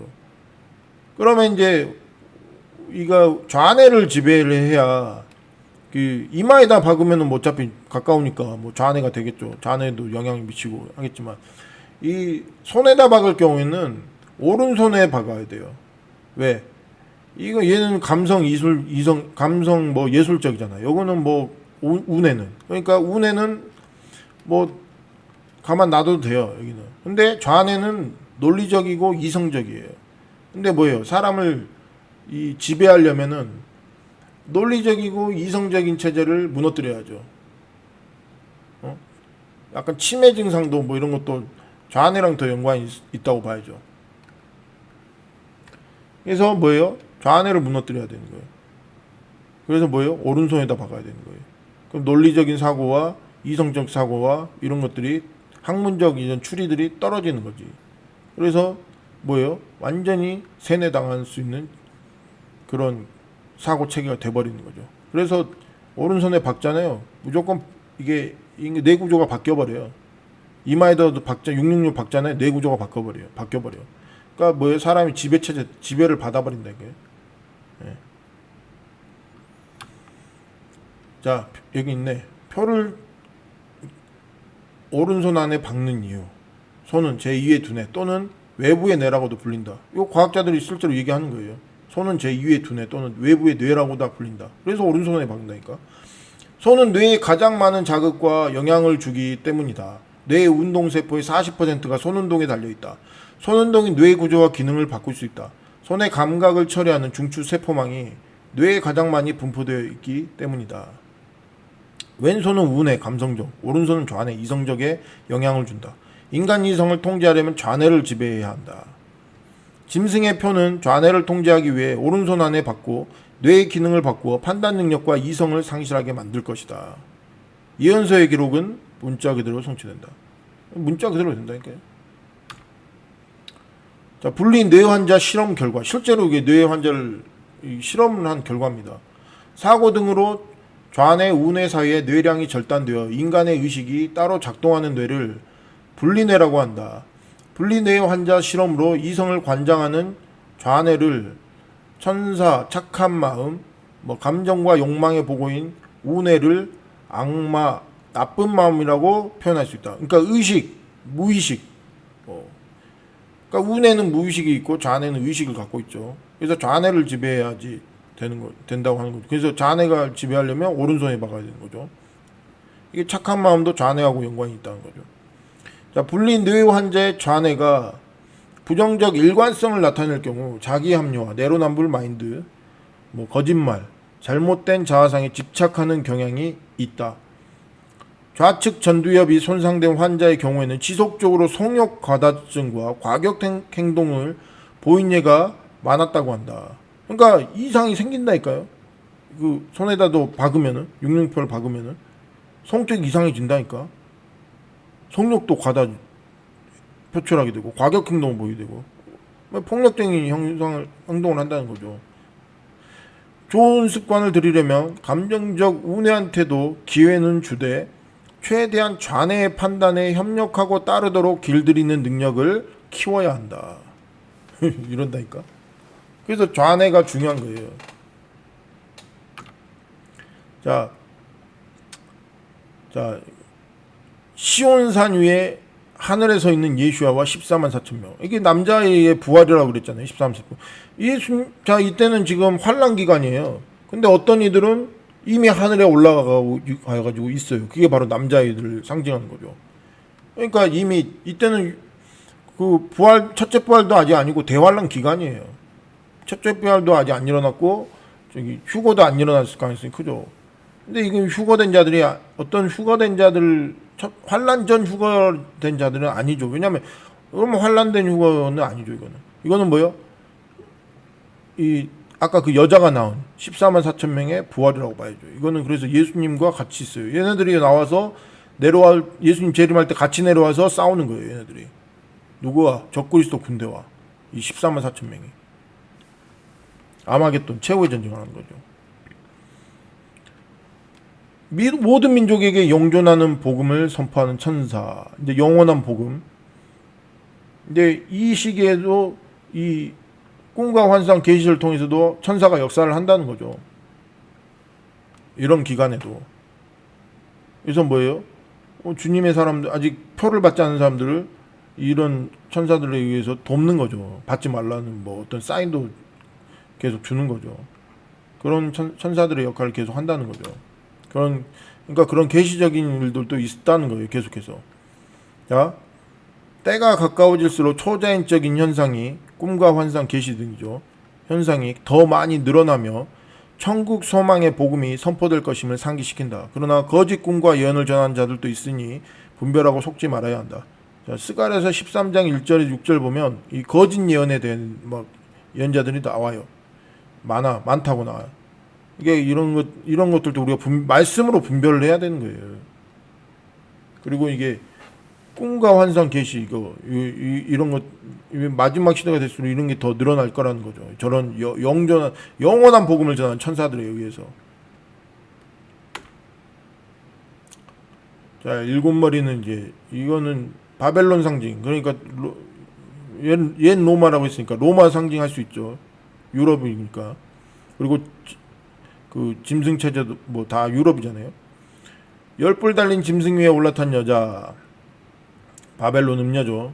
이 음녀하고 둘이 이제 연합 체제를 했다가 나중에 이제 이 음녀도 버림을 받게 됩니다. 이게 이제 세계 제국이죠. 그러니까 결국이죠. 아까 그 다니엘서 7장에 나오는 그 네 번째 짐승. 그러니까 모든 그 영국 영국과 러시아 그리고 유럽 연합이라 했잖아요. 그리고 이슬람 체제가 들어간다 했잖아요.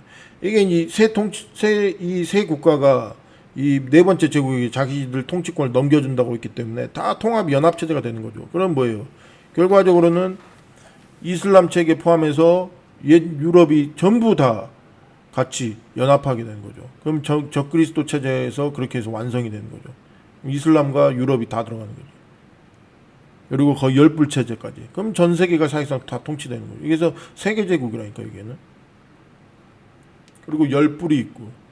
이러면서 뭐예요? 이 여자가 이제 그 열불과 같이. 이거 뭐죠? 로마 카톨릭이 같이 다녔잖아. 같이 다니잖아. 근데 이슬람 체제가 들어오니까 로마 카톨릭이 버려지는 거지 나중에.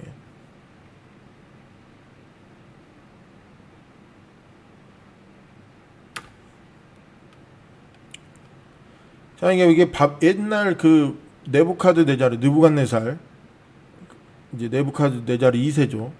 느부갓네살이 세운 큰 성 바벨론이 옛날에 그걸 컴퓨터 그래프로 재현해 놓은 겁니다. 이게. 엄청나죠. 당시에 영광이. 이게 바벨론 제국이죠. 이게. 자, 바벨론 음녀는 항상 세계 제국의 중심으로 이동 전파되었다. 그렇죠. 여신들. 그리고 이게 여신, 바벨론 음녀들이죠. 다. 이게 마리아 여신도 들어갈 수 있죠. 하나님을 떠나 모든 민족들과 음행을 한 바벨론 음녀는 모든 종교들의 어미이다. 로마 가톨릭 마리아의 뿌리도 바벨론 음녀, 여신. 많은 물들 위에 앉은 음녀, 자유의 여신, 뉴욕. 이것도 바벨론 음녀예요. 이거 이제 프랑스에서 그 프리메이슨들이 선물해서 보낸 거예요, 이게. 걔네들 여신 숭배자들 아니에요, 프리메이슨 얘네들이. 우상 설계자들이고, 우상 만든 자들이고. 모든 또 세계 정치 경제를 또 지배하는 자들이기도 하면서. 이제 이게 로마죠, 여기가. 여기가 바티칸 대성당. 자, 신비라. 큰 바빌론이라. 신비라 그러잖아요. 미스테리다 이거예요, 미스테리다. 자, 큰 바빌론이라. 바티칸이죠. 땅의 창녀들과 가증학들의 어미라. 모든 뭐예요? 모든 종교, 모든 땅의 창녀 뭐예요? 다 여신들, 우상들. 가증학들의 어미. 바벨론 음녀. 계시록 17장 5절. 모든 종교의 어미라는 거예요. 자, 일곱 머리는 여자가 앉아 있는 일곱 산으로 로마 제국을 의미한다. 계시록 17장 9절. 여기다 보면 실제로 이게 로마 일곱 언덕이 있다고. 바티칸 옆에. 여기 바티칸 있잖아요. 여기 물 위에 있고 물도 있고 여기. 성도들의 피와 예수와의 증인들의 피에 취한 여자. 계시록 17장 6절. 뭐 크리스찬들 또 어마어마하게 많이 죽였다니까. 진짜 믿음의 사람들을, 이 가톨릭이. 수많은 크리스찬들의 피로 취했었던 로마 교황청 바티칸시티. 가톨릭. 로마선 동쪽의 세바스천 지하 묘소 안에는 18만 4천 구의 순교자들의 시신이 있다. 로마 카타콤. 로마 안에 밑에 이런 지하 도시들이 있어요. 이런 그리고 여기 무덤들에 실제로 이 무덤들 위에 도시가 있다니까. 대언자들과 성도들과 땅에서 죽임을 당한 모든 사람의 피가 그녀 안에서 발견되었느니라. 뭐 완전 뭐 이건 문자적으로도 이건 맞죠. 맞아떨어지죠. 그러니까 문자적인 것도 맞다니까. 놀랍게도. 그러니까 문자적인 해석이 맞다니까요. 계시록 18장 8절. 다 대언자들과 성도들과 땅에서 죽임을 당한 모든 사람의 피. 여기 이제 뭐 그리스도인이 아니어도 막 전쟁하면서도 또 어마어마하게 많이 죽였잖아요. 그런 사람도 땅에서 죽임을 당한 모든 사람의 피죠. 노예 매매하면서 또 많이 죽이고 전쟁하면서 또 얼마나 많이 죽였어요. 첫째 짐승의 열불에게 음녀는 멸망을 당하며. 근데 이 열불이 싫어해요, 음녀를 나중에. 근데 이 열불 체제가 이게 뭐예요? 이 열불 체제가 싫어하기 때문에 얘네들은 이제 음녀를 다 먹어버리죠. 이게 뭐예요? 가톨릭을 뭔가 좀 안 좋게 본다는 거죠. 근데 열불 체제를 보면은 이 저 세계를 보면은 막 다른 종교들도 많잖아. 이슬람도 있고 뭣도 있고. 가톨릭을 그렇게 좋아하지는 않는다는 거죠.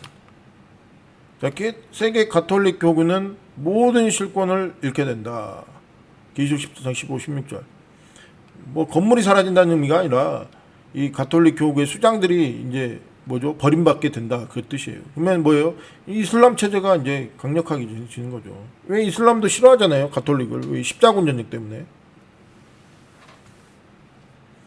자, 세계는 10구역으로 나뉘어 통치되면 최악의 두 짐승 아래 10명의 사악한 지도자들이 다스린다. 그게 열불체제. 10명의 왕이 또 나온다니까. 여기서 이제 뽑히겠죠. 새로운 왕들이 나오겠죠. 그때 가면.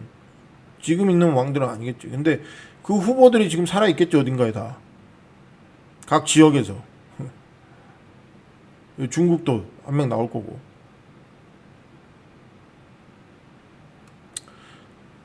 뭐 이렇게 뭐 모두 게 다 만들어진다라고 볼 수는 없죠. 근데 이렇게 될 확률이 높죠. 자, 세계 히틀러, 마오쩌둥, 스탈린, 김일성보다 더한 희대의 학살자들이 연맹을 구축하는 것과 같다.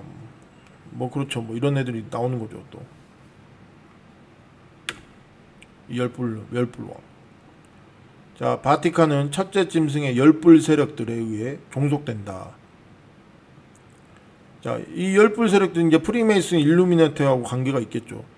왜냐면 지금 뭐 진짜 프리메이슨들이 일루미나티 얘네들이 세계 지배 체제를 만들어 가고 있죠. 걔네들이 또 세계 지식인들이고 다보스 포럼이나 뭐 이런 것도 다 프리메이슨과 관련이 있어요.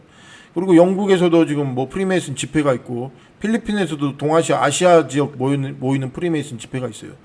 유럽에서도 있고 뭐 미국에서도 하겠죠. 뭐 여러 나라에서 우리가 알게 모르게 다 하고 있는 지역들이 있을 거예요. 그런 데서 뭐예요? 걔네들 중에서 이제 이런 애들이 나오겠죠. 왜냐면 걔네들이 다 세계 지배층들이니까 다 지식인들이고. 그리고 이제 바티칸과 이 안에 이제 이 카톨릭 안에도 프리메이슨들이 많이 있다고 그래요. 근데 프리메이슨 회원들이 많이 활동하고 있다고 그래요. 예수의 회원들 중에서도 있어요. 같이. 근데 걔네들하고 이 바티칸 내부 사람들하고 사이가 안 좋다고 그러더라고요. 서로 대립관계라고 하더라고. 이거 뭐예요? 걔네들이 당연히 언젠가는 반대로 되겠지. 역전되겠지. 지금도 뭐 프리메이슨에서 대부분 다 장악했다고 하던데 내부에 활동하면서 이제 뭐예요? 실제적으로 완전 역전되는 때가 오는 거죠. 그때 되면 이제 이 가톨릭 지도자들이 다 버림을 받게 되는 거죠. 그리고 뭐예요? 프리메이슨, 일루미나티 이 세력들이 장악하게 되는 거지. 뭐 그러면 이제 사실상 이제 그러니까 음녀가 버림받게 되는 거죠. 그리고 세계 지배 체제를 경고해야 하는 거지, 얘네들이. 그리고 뭐 이슬람 체제 뭐 이렇게 가는 거죠, 뭐. 실제로 바티칸은 내부에서 활동 중인 프리메이슨 등과 갈등을 겪고 있다. 이거 교황이 실제로 이런 얘기를 했어요. 그래서 막 교황이 암살당한 역사도 있고 그렇습니다. 왜 거기 걔네들하고 저항하다가 걔네들하고 대립하려고 하다가 그렇게 당한 거예요. 교황도 죽임 당하고 그런다니까. 그래서 교황들도 함부로 걔네들한테 못해요. 두려워서 지도 죽을까봐. 그런 역사가 있어서 실제로. 프리메이슨과 일루미나티는 하나님을 대적하는 가나안인들과 관련이 있다. 그렇어요. 진짜 그래요. 가나안과 관련이 있어요. 자, 왜 그런지 봅시다. 자, 프리메이슨의 조상은 가나안 사람이다. 자, 그날에는 만군의 주의 집에 가나안 사람이 다시는 있지 아니하리라. 스가랴서 14장 21절. 자, 이게 스가랴 14장 21절이 이게 아마겟돈 14장의 아마겟돈과 예수님 재림장이거든요. 근데 마지막 절이에요. 이게 스가랴 14장에. 근데 그날에는 그러니까 예수님 재림의 날에는 천년왕국이라고도 표현할 수 있고 만군의 주의 집에 가나안 사람이 다시는 있지 아니하리라. 여호와의 집에 하나님의 집에 가나안 사람이 다시는 있지 아니한다. 갑자기 뜬금없이 가나안 사람이 다시는 있지 아니한다. 이 말씀이 딴 데는 가나안이라는 말이 거의 안 나오는데 여기만 갑자기 느닷없이 가나안 사람이 딱 나와. 다시는 있지 아니하리라. 뭐요? 가나안 사람이 존재한다는 얘기잖아요. 그러면 이 가나안 사람이 도대체 누구냐 이게 누구냐? 그러면 이제 가나안의 역사를 잠깐 봐야죠. 돌아봐야죠. 가나안 사람이 도대체 누굴까? 자, 여기 두로왕 히람이 다윗에게 사신들과 백향목과 석수와 목수를 보내 그의 궁전을 건축하게 하였더라. 역대상 14장 1절 말씀에. 여기 이제 두로왕은 이제 여기 가나안이에요. 가나안 왕 중에 하나예요. 이 히람 아비프라고 이게 다윗의 솔로몬 성전을 지을 때 이 도와줬던 사람입니다. 막 자재도 보내주고 재정도 보내주고 막 엄청 여기 보세요. 사람도 보내주고 솔로몬 성전을 건축시켰어요. 하나님의 성전. 근데 이 프리메이슨의 조상이 누구냐면, 조상이라고 생각하면 자기들이 누구냐면 히람, 이 사람이에요. 이 사람 두로왕 히람이라고 봐요. 히람 아비프예요, 이 사람이. 근데 이 사람으로 봅니다.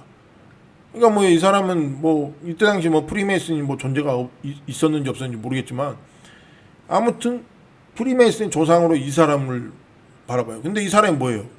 솔로몬 궁전, 솔로몬하고 친했고 다윗하고도 친했고 솔로몬 궁전을 건축한 사람이에요. 그 건축할 때 그 도움을 준 사람이에요. 이게 뭐예요?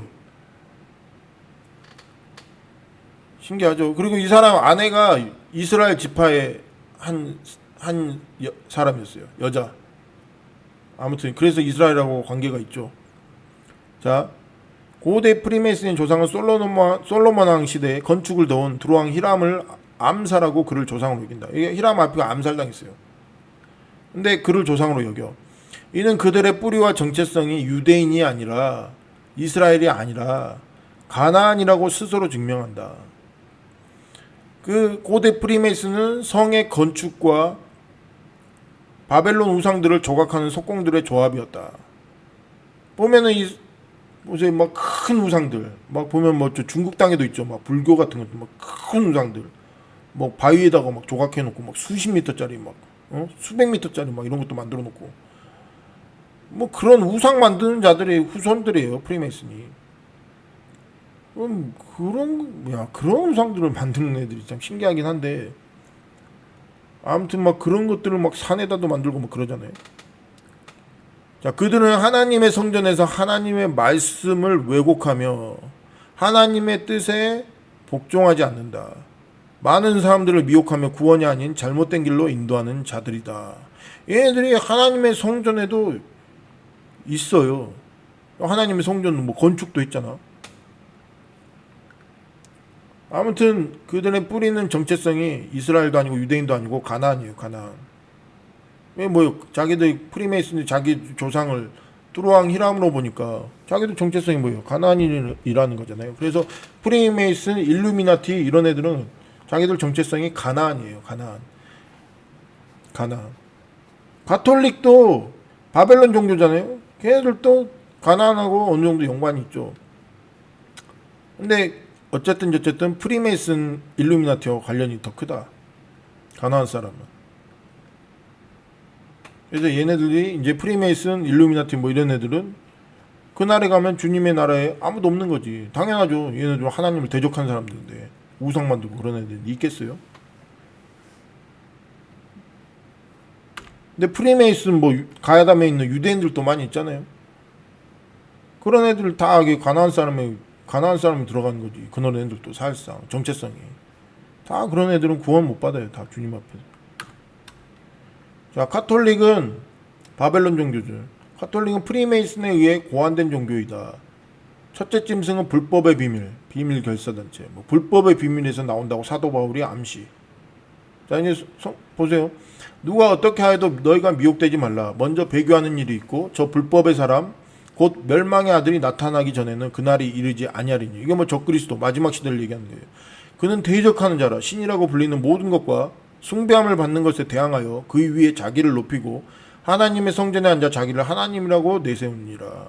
얘는 하나님이 있는 걸 알면서도 지가 하나님이라고 막 하면서 자기가 숭배를 받기를 원해. 이게 적그리스도죠. 내가 너희와 함께 있을 때 이 일을 너희에게 말한 것을 기억하지 못하느냐. 너희는 지금 그로 하여금 그의 때에 나타나게 하려 하여 막는 것이 있는 것을 아나니 불법의 비밀이 이미 활동하였으나 지금은 그것을 막는 자가 있어 그 중에서 옮겨질 때까지 하리라. 데살로니가후서 2장 3절 7절 말씀. 자, 불법의 비밀, 이게 바울이 얘기한 거잖아요. 불법의 비밀이 이미 활동하고 있대. 그러니까 바울 시대 때도 이미 활동하고 있었다고 얘기를 하고 있어요. 근데 이제 뭐 영지주의 사고 막 이런 이단적인 세계관 이런 것들 활동하면서 그런 것들을 하는, 근데 그걸 막는 자들이 있었고 그 중에 옮겨질 때까지 하리라. 계속해서 한다는 거죠. 옮겨질 때까지, 바뀔 때까지 한다는 얘기지. 자기들이 장악할 때까지 한다는 거지. 이 불법의 비밀들이 자기들이 장악할 때까지. 뭐예요? 과거에도 이런 프리메이슨 같은 이런 불법의 비밀을 행하는 애들이 우상 체계로 만들고 한 애들이 이 기독교 안에 들어와서도 있었다는 얘기예요. 이거 바울이 지금 그렇게 그걸 얘기하는 거예요. 그래서 뭐요? 지금 자기들 지금 기독교 안에도 이런 애들이 들어와가지고 활동을 하고 있다는 얘기예요. 그래서 뭐요? 교회 안에도 그런 애들이 있다니까요. 영지주의 사고도 그런 개념이죠.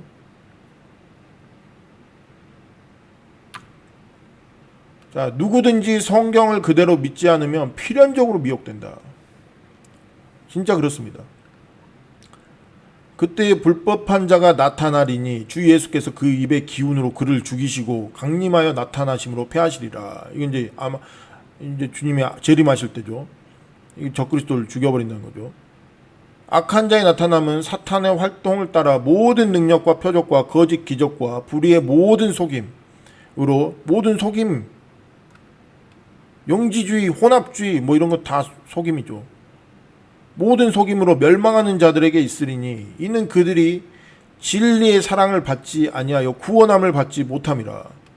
이런 걸 믿는 자들이 교회 안에도 있다니까요. 근데 그들이 뭐예요?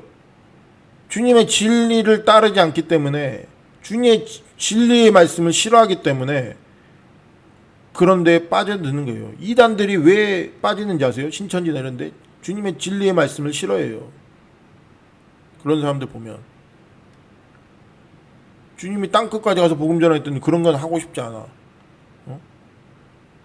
원수를 사랑하려 했더니 원수는 사랑하고 싶지 않아. 주님의 말씀을 들었지만서도 그 말씀대로 살기가 싫은 거예요. 그런 사람들이요, 진리의 사랑을 받지 못한 자들이에요.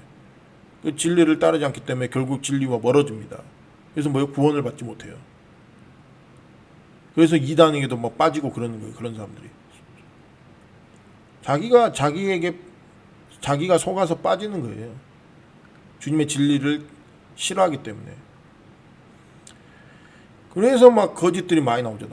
주님의 말씀을 들으면서도 사람을 미워하고, 교회를 예수님의 가르침을 받았으면서도 주님이 살인하지 말라 그랬는데도 살인을 하고 전쟁을 하고 막 죽이고, 카톨릭이 그랬잖아요. 주님의 진리의 사랑을 받지 않았기 때문에 그런 거예요. 주님의 말씀을 싫어한다니까. 카톨릭이 그런 종교라니까요. 같은 성경을 보는데도 진리를 싫어해. 그러니까 지 마음대로 막 해석하고, 진리를 말씀 안 따르고, 지들 하는 말이 뭐 진리라고 그러고. 이런 애들이 교회 안에 있었잖아. 그게 이제 그래서 나온 게 가톨릭 아니에요. 근데 오늘날의 개신교회는 없냐고? 아니에요. 오늘날의 개신교회도 그렇게 하는 애들이 있다니까. 자, 이러므로 하나님이 미혹의 역사를 그들에게 보내사 거짓 것을 믿게 하시면, 자 보세요. 그래서 그 진리를 따르지 않고 진리를 싫어하는 애들은 이 미혹의 역사를 받게 돼 있어요. 그래서 근데 이거 누가 보냈대요? 하나님 보냈대. 그러니까 이단을 믿게 되는 것도요, 막 신천지나 이런 걸 빠지는 사람들 보면, 가톨릭도 마찬가지고, 빠지는데 사람들 보면 이 미혹의 역사에 빠지게 돼 있어요. 진리를 사랑하지 않기 때문에 하나님께서 그들을 오히려 미혹의 역사로 빠뜨려 버리는데, 그걸 누가 있어요? 하나님 그렇게 해버리신대. 우리는 진리의 말씀을 사랑하고 진리의 말씀을 따라야 돼야 돼요. 그러면은 절대로 미혹의 역사에 빠지지 않습니다. 자, 미혹의 역사가 뭘까요? 뭐 거짓 기적, 이런 이적도 포함되지만, 뭐 무당들 막 보면 막 이적 일으키고 그러잖아요. 막 기적도 일으키고 막 거짓 예언도 하고 막 근데 엄청 막 용해 보이잖아. 맞추고 그러니까 막 점치는 것도 그렇고, 이게 다 미혹의 역사 중 하나죠. 그리고 비성경적인 가르침도 미혹의 역사예요. 그리고 이교의 관습 등, 이교도 보면 뭐 엄청 막 우상도 의리의리하고 막, 그러니까 사람이 막 미혹되잖아요. 막 혹하고 막. 미혹의 역사를 그들에게 보내서 거짓 것을 믿게 하시면 진리를 믿지 않고 불의를 좋아하는 모든 자들로 하여금 심판을 받게 하려 하심이라. 데살로니가후서 2장 8절 12절. 보세요. 진리를 믿지 않아. 성경 말씀을 믿지 않아. 성경을 보면서도 성경 말씀을 믿지 않는 자들이 있다니까요. 그리고 불의를 좋아해. 불의를 좋아한다니까. 왜? 막 재물 재물 욕심도 있고 이러니까 재물 얻으려고 그런 자들 있잖아요. 이 뭐야 발람 같은 선지자들 교회 안에도 그런 사람도 있잖아요. 돈을 좋아해서 돈 때문에 사역하는 사람도 있다니까요. 돈이 목적이 돼서.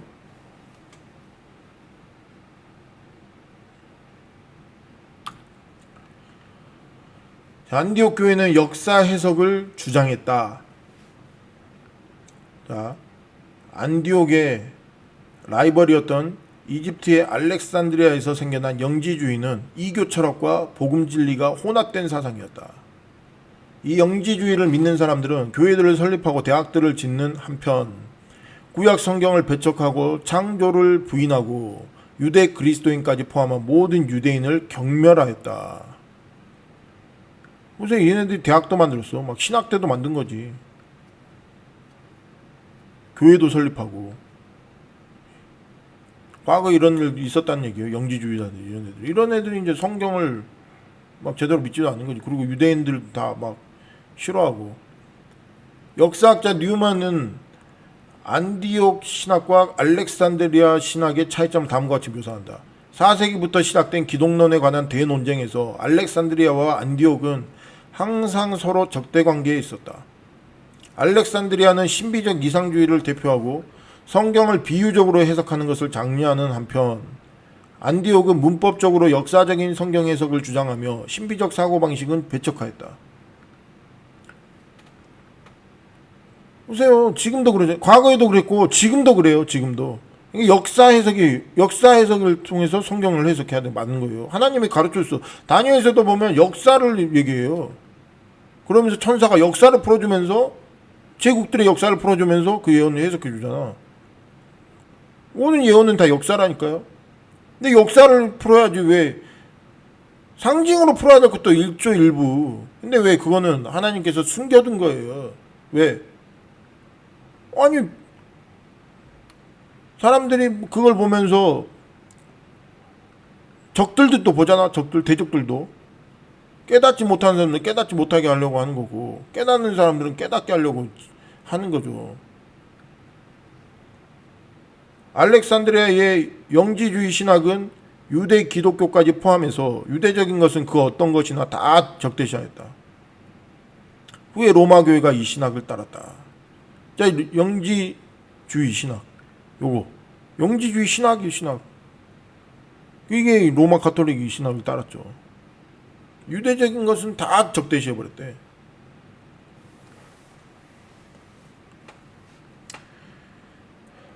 아무튼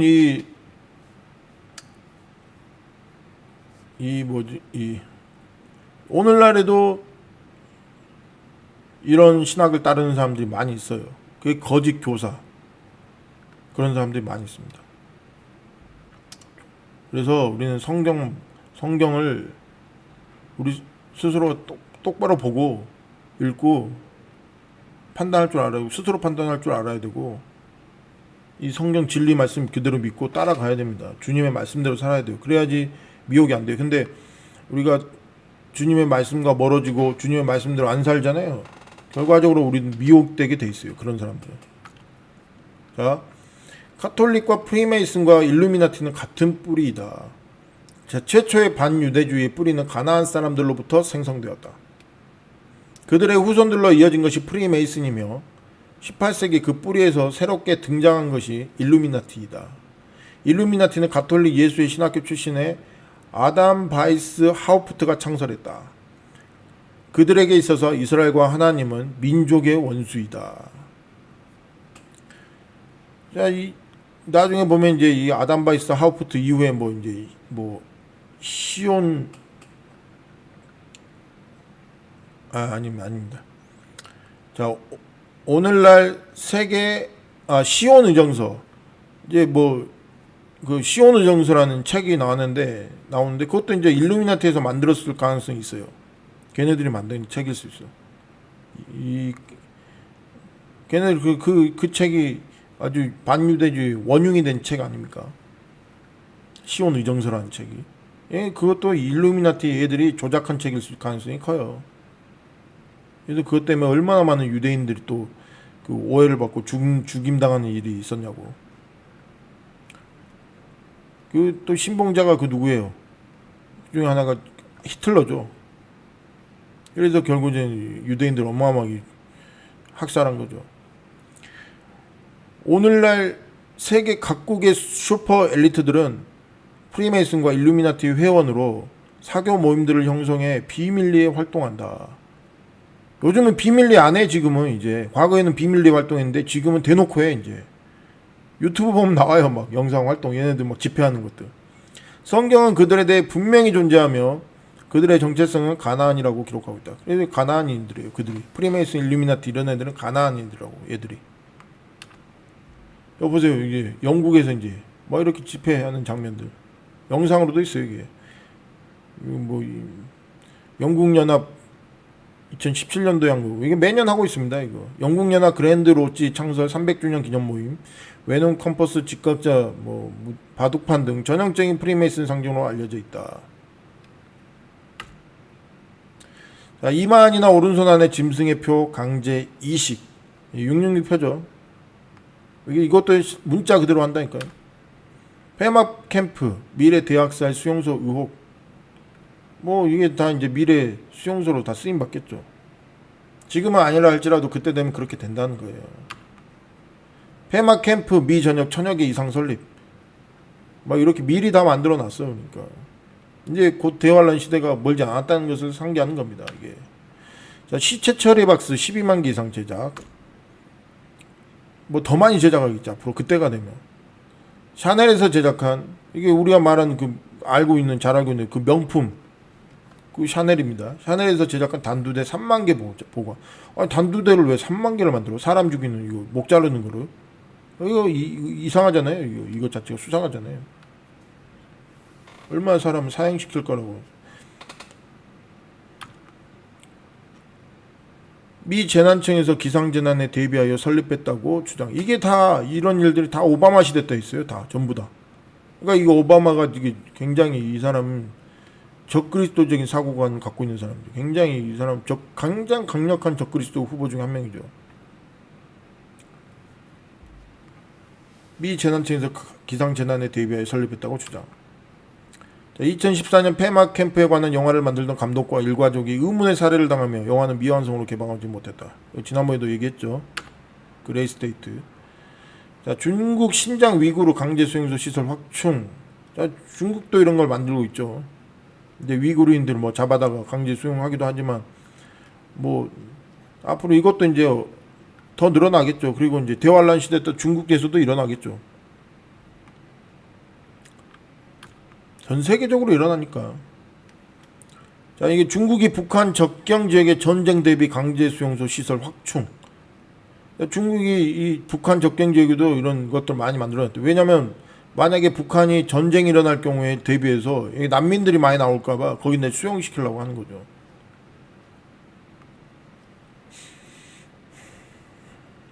그게 나중에는 이제 대환란 시대 때 또 그것도 강제 수용소로 될 가능성이 크죠.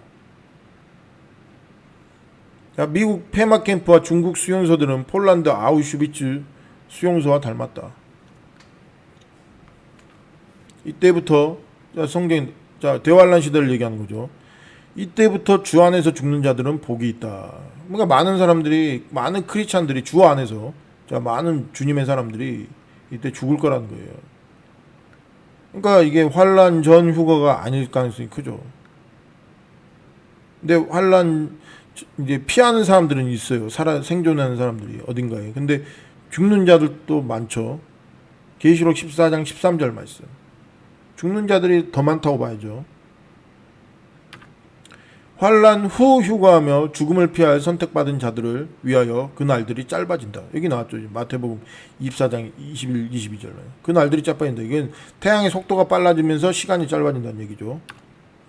자, 그 날들이 짧아진다는 것은 이게 뭐 폴란드 아우슈비츠 수용소 장면들이죠. 과거에 있었던 것들. 비슷하죠. 폐막 캠프랑. 자, 보면 이제 여기 대학살 당하는 이게 히틀러 시대 때 유대인들만 죽었어. 많은 사람 또 크리스찬들도 많이 죽었죠.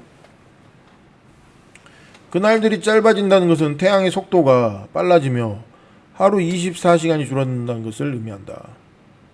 뭐 18시간이 될 수도 있고, 그건 이제 모르죠. 이제 어떻게 될지. 이게 마태복음 24장에 모든 민족 가운데 너희가 미움을 받게 된다. 이제 그 내용하고도 연관이 되죠, 이게. 그래서 이때 히틀러 시대 때 진짜 모든 민족이 다 미움 당해서 600만 명이 죽었잖아요, 유대인들. 그리고 사람들이 막 서로 미워하고 뭐 이게 서로 고발하고 이런 일들이 언제 있었냐? 공산당 시절에 공산주의 애들이 엄청나게 그런 일을 해서 그때 진짜 많이 죽었죠, 사람들이. 그러니까 크리스찬들도 그때 많이 죽었죠. 그러니까 성경 그대로라니까요. 이미 다 성취된 예언이라니까요, 그게. 마태복음 24장도.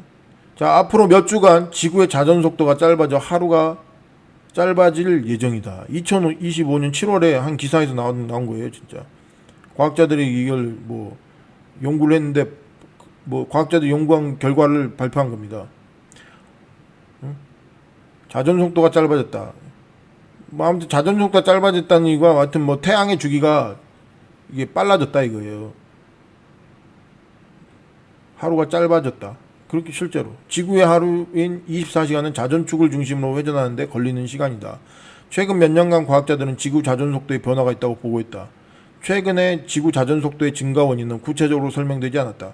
모스크바 국립대학교 천문학자 레오니드 조토프는 아무도 이런 일은 예상하지 못했다며 이런 가속 현상의 원인은 설명되지 않았다고 밝혔다. 그는 대부분의 과학자들은 그것이 지구 내부의 무언가라고 생각한다고 덧붙였다. 지구 내부의 무언가? 아무튼 가속하고 있대요, 실제로. 지금 빨라지고 있대요. 지금 마지막 시대라는 거죠. 이게 돼가고 있다는 거죠. 뭐. 앞으로 더 빨라진다는 얘기죠. 진짜 보세요. 그 말씀도 그대로 되고 있잖아. 문자적으로. 이스라엘은 3분의 2가 죽고 3분의 1이 살아남는다. 이게 이제 스가랴서 13장 8절 10절 말씀에 그러니까 이스라엘도 이렇게 많이 죽어요. 이게 이제 600만 명이 죽었던 시대도 있지만 이 마지막 대환란 시대 때 또 이만큼 죽을 수도 있죠. 어마어마한 수가 죽는 거죠. 이때 뭐 세계적인 박해로 이제 크리스찬도 많이 죽으니까 유대인들도 이때 또 3분의 2가 죽겠죠. 3분의 1이 살아남고 3분의 1이 이제 여기서 살아남는 자들 휴거될 자들일 가능성이 크겠죠. 이들은 죽고 그러니까 결과적으로 더 많은 수가 죽어요.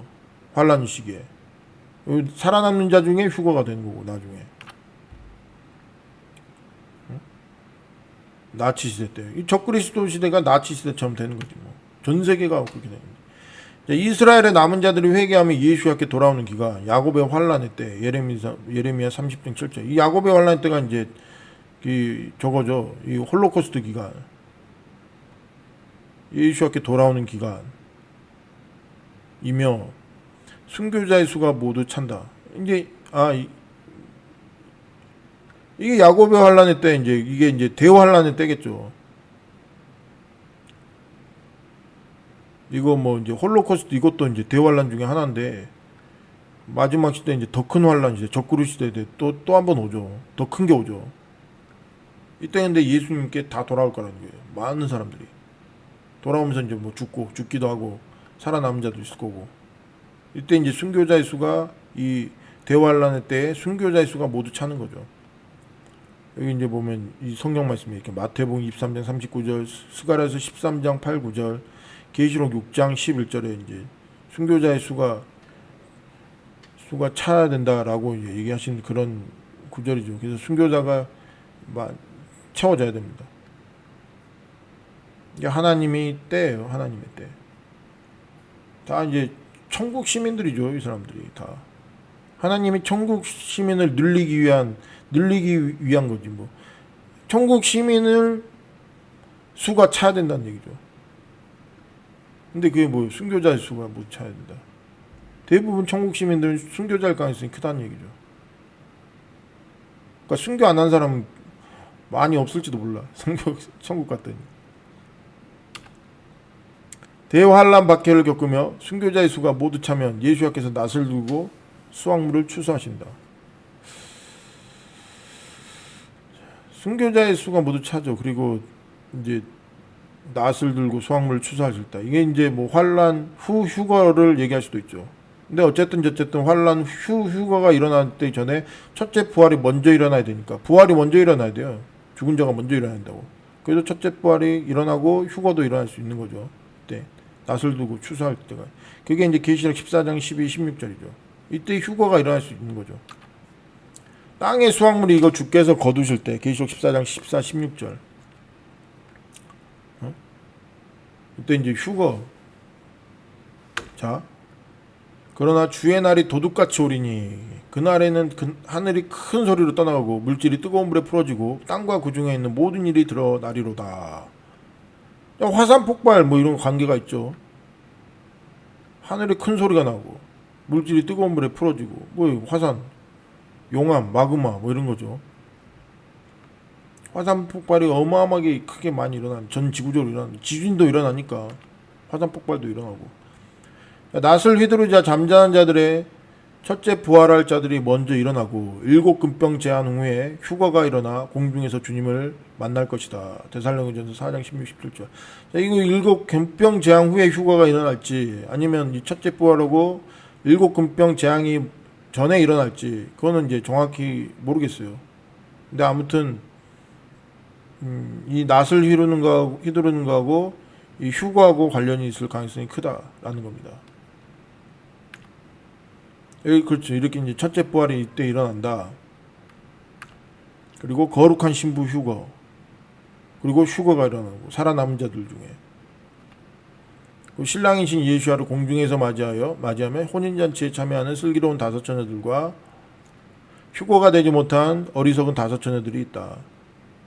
이 성경 말씀들이 이렇게 있죠. 계시록과 데살로니가전서, 마태복음. 휴거되었지 못한 사람도 있다고 나오죠. 한 밭에서 두 사람이 같이 있는데 한 사람은 올라가고 한 사람은 못 올라가잖아요. 그렇게 되는 거예요.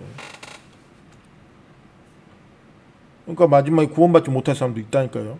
그래서 우리는 늘 주님 앞에 겸손하게 기다려야 되는 거예요. 기도하고 깨어 있어야 되는 거예요.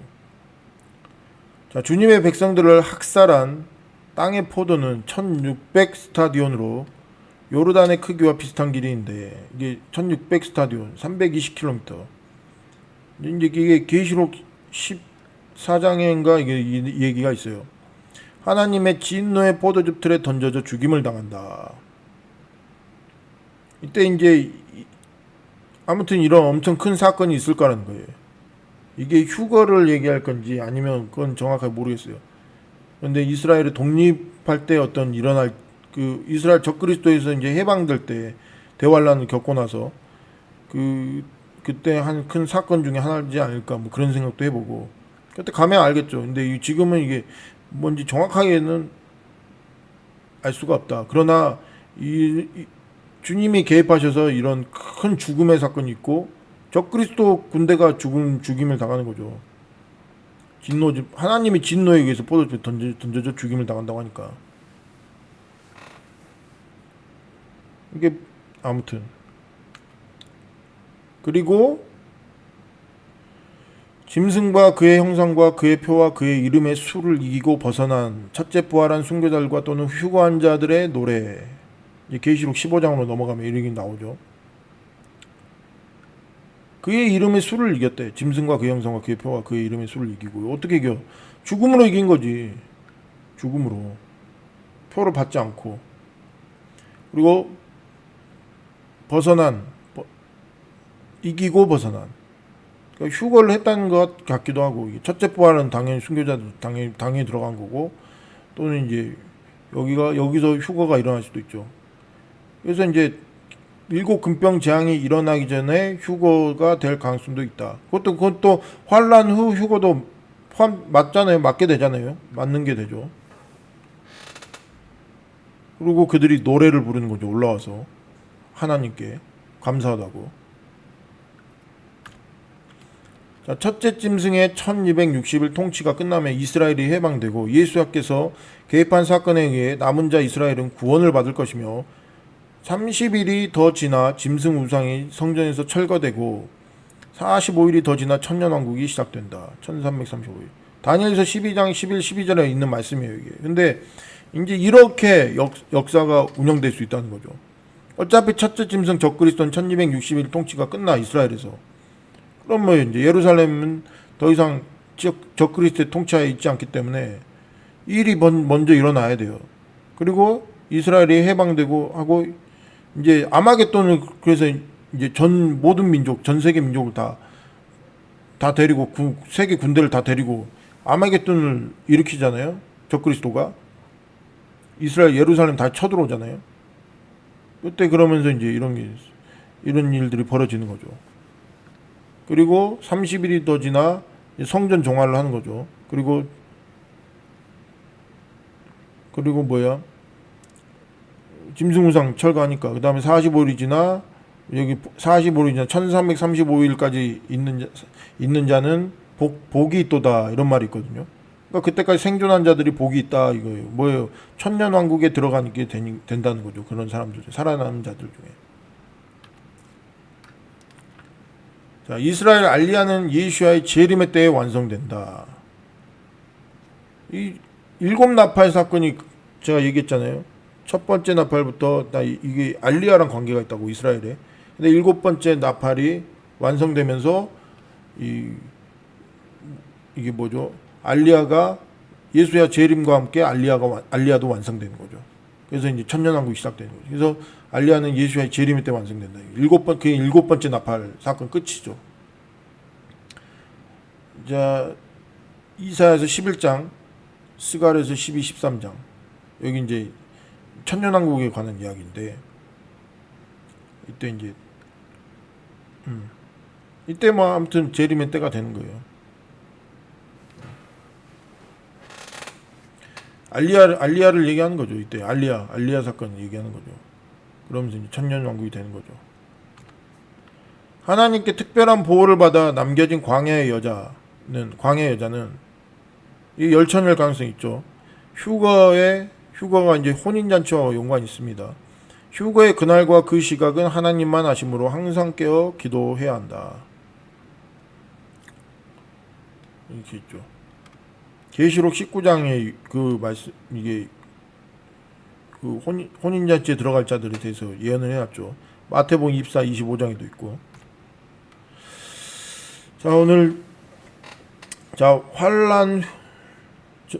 대환란 후에 이제 휴거가 일어날 가능성이 더 크다고 보고, 환란 전이라고 그래서 꼭 그게 없다라고 보면 또 그것도 그렇게 또 정의하기도 어려워요. 그래서 우리가 환란 전 휴거도 있을 수 있다라는 가능성 하에 환란 후 휴거가, 말씀으로 보면 환란 후 휴거가 더 맞다라고 볼 수 있습니다. 그래서 우리가 이게 늘 깨어 있고, 중요한 거는 마지막 시대를 우리가 어떻게 살아야 되느냐가 더 중요하고, 말씀도 우리가 정말 하나님의 뜻 가운데서 하나님 말씀을 보고 그 말씀대로 살아내야 되는 겁니다.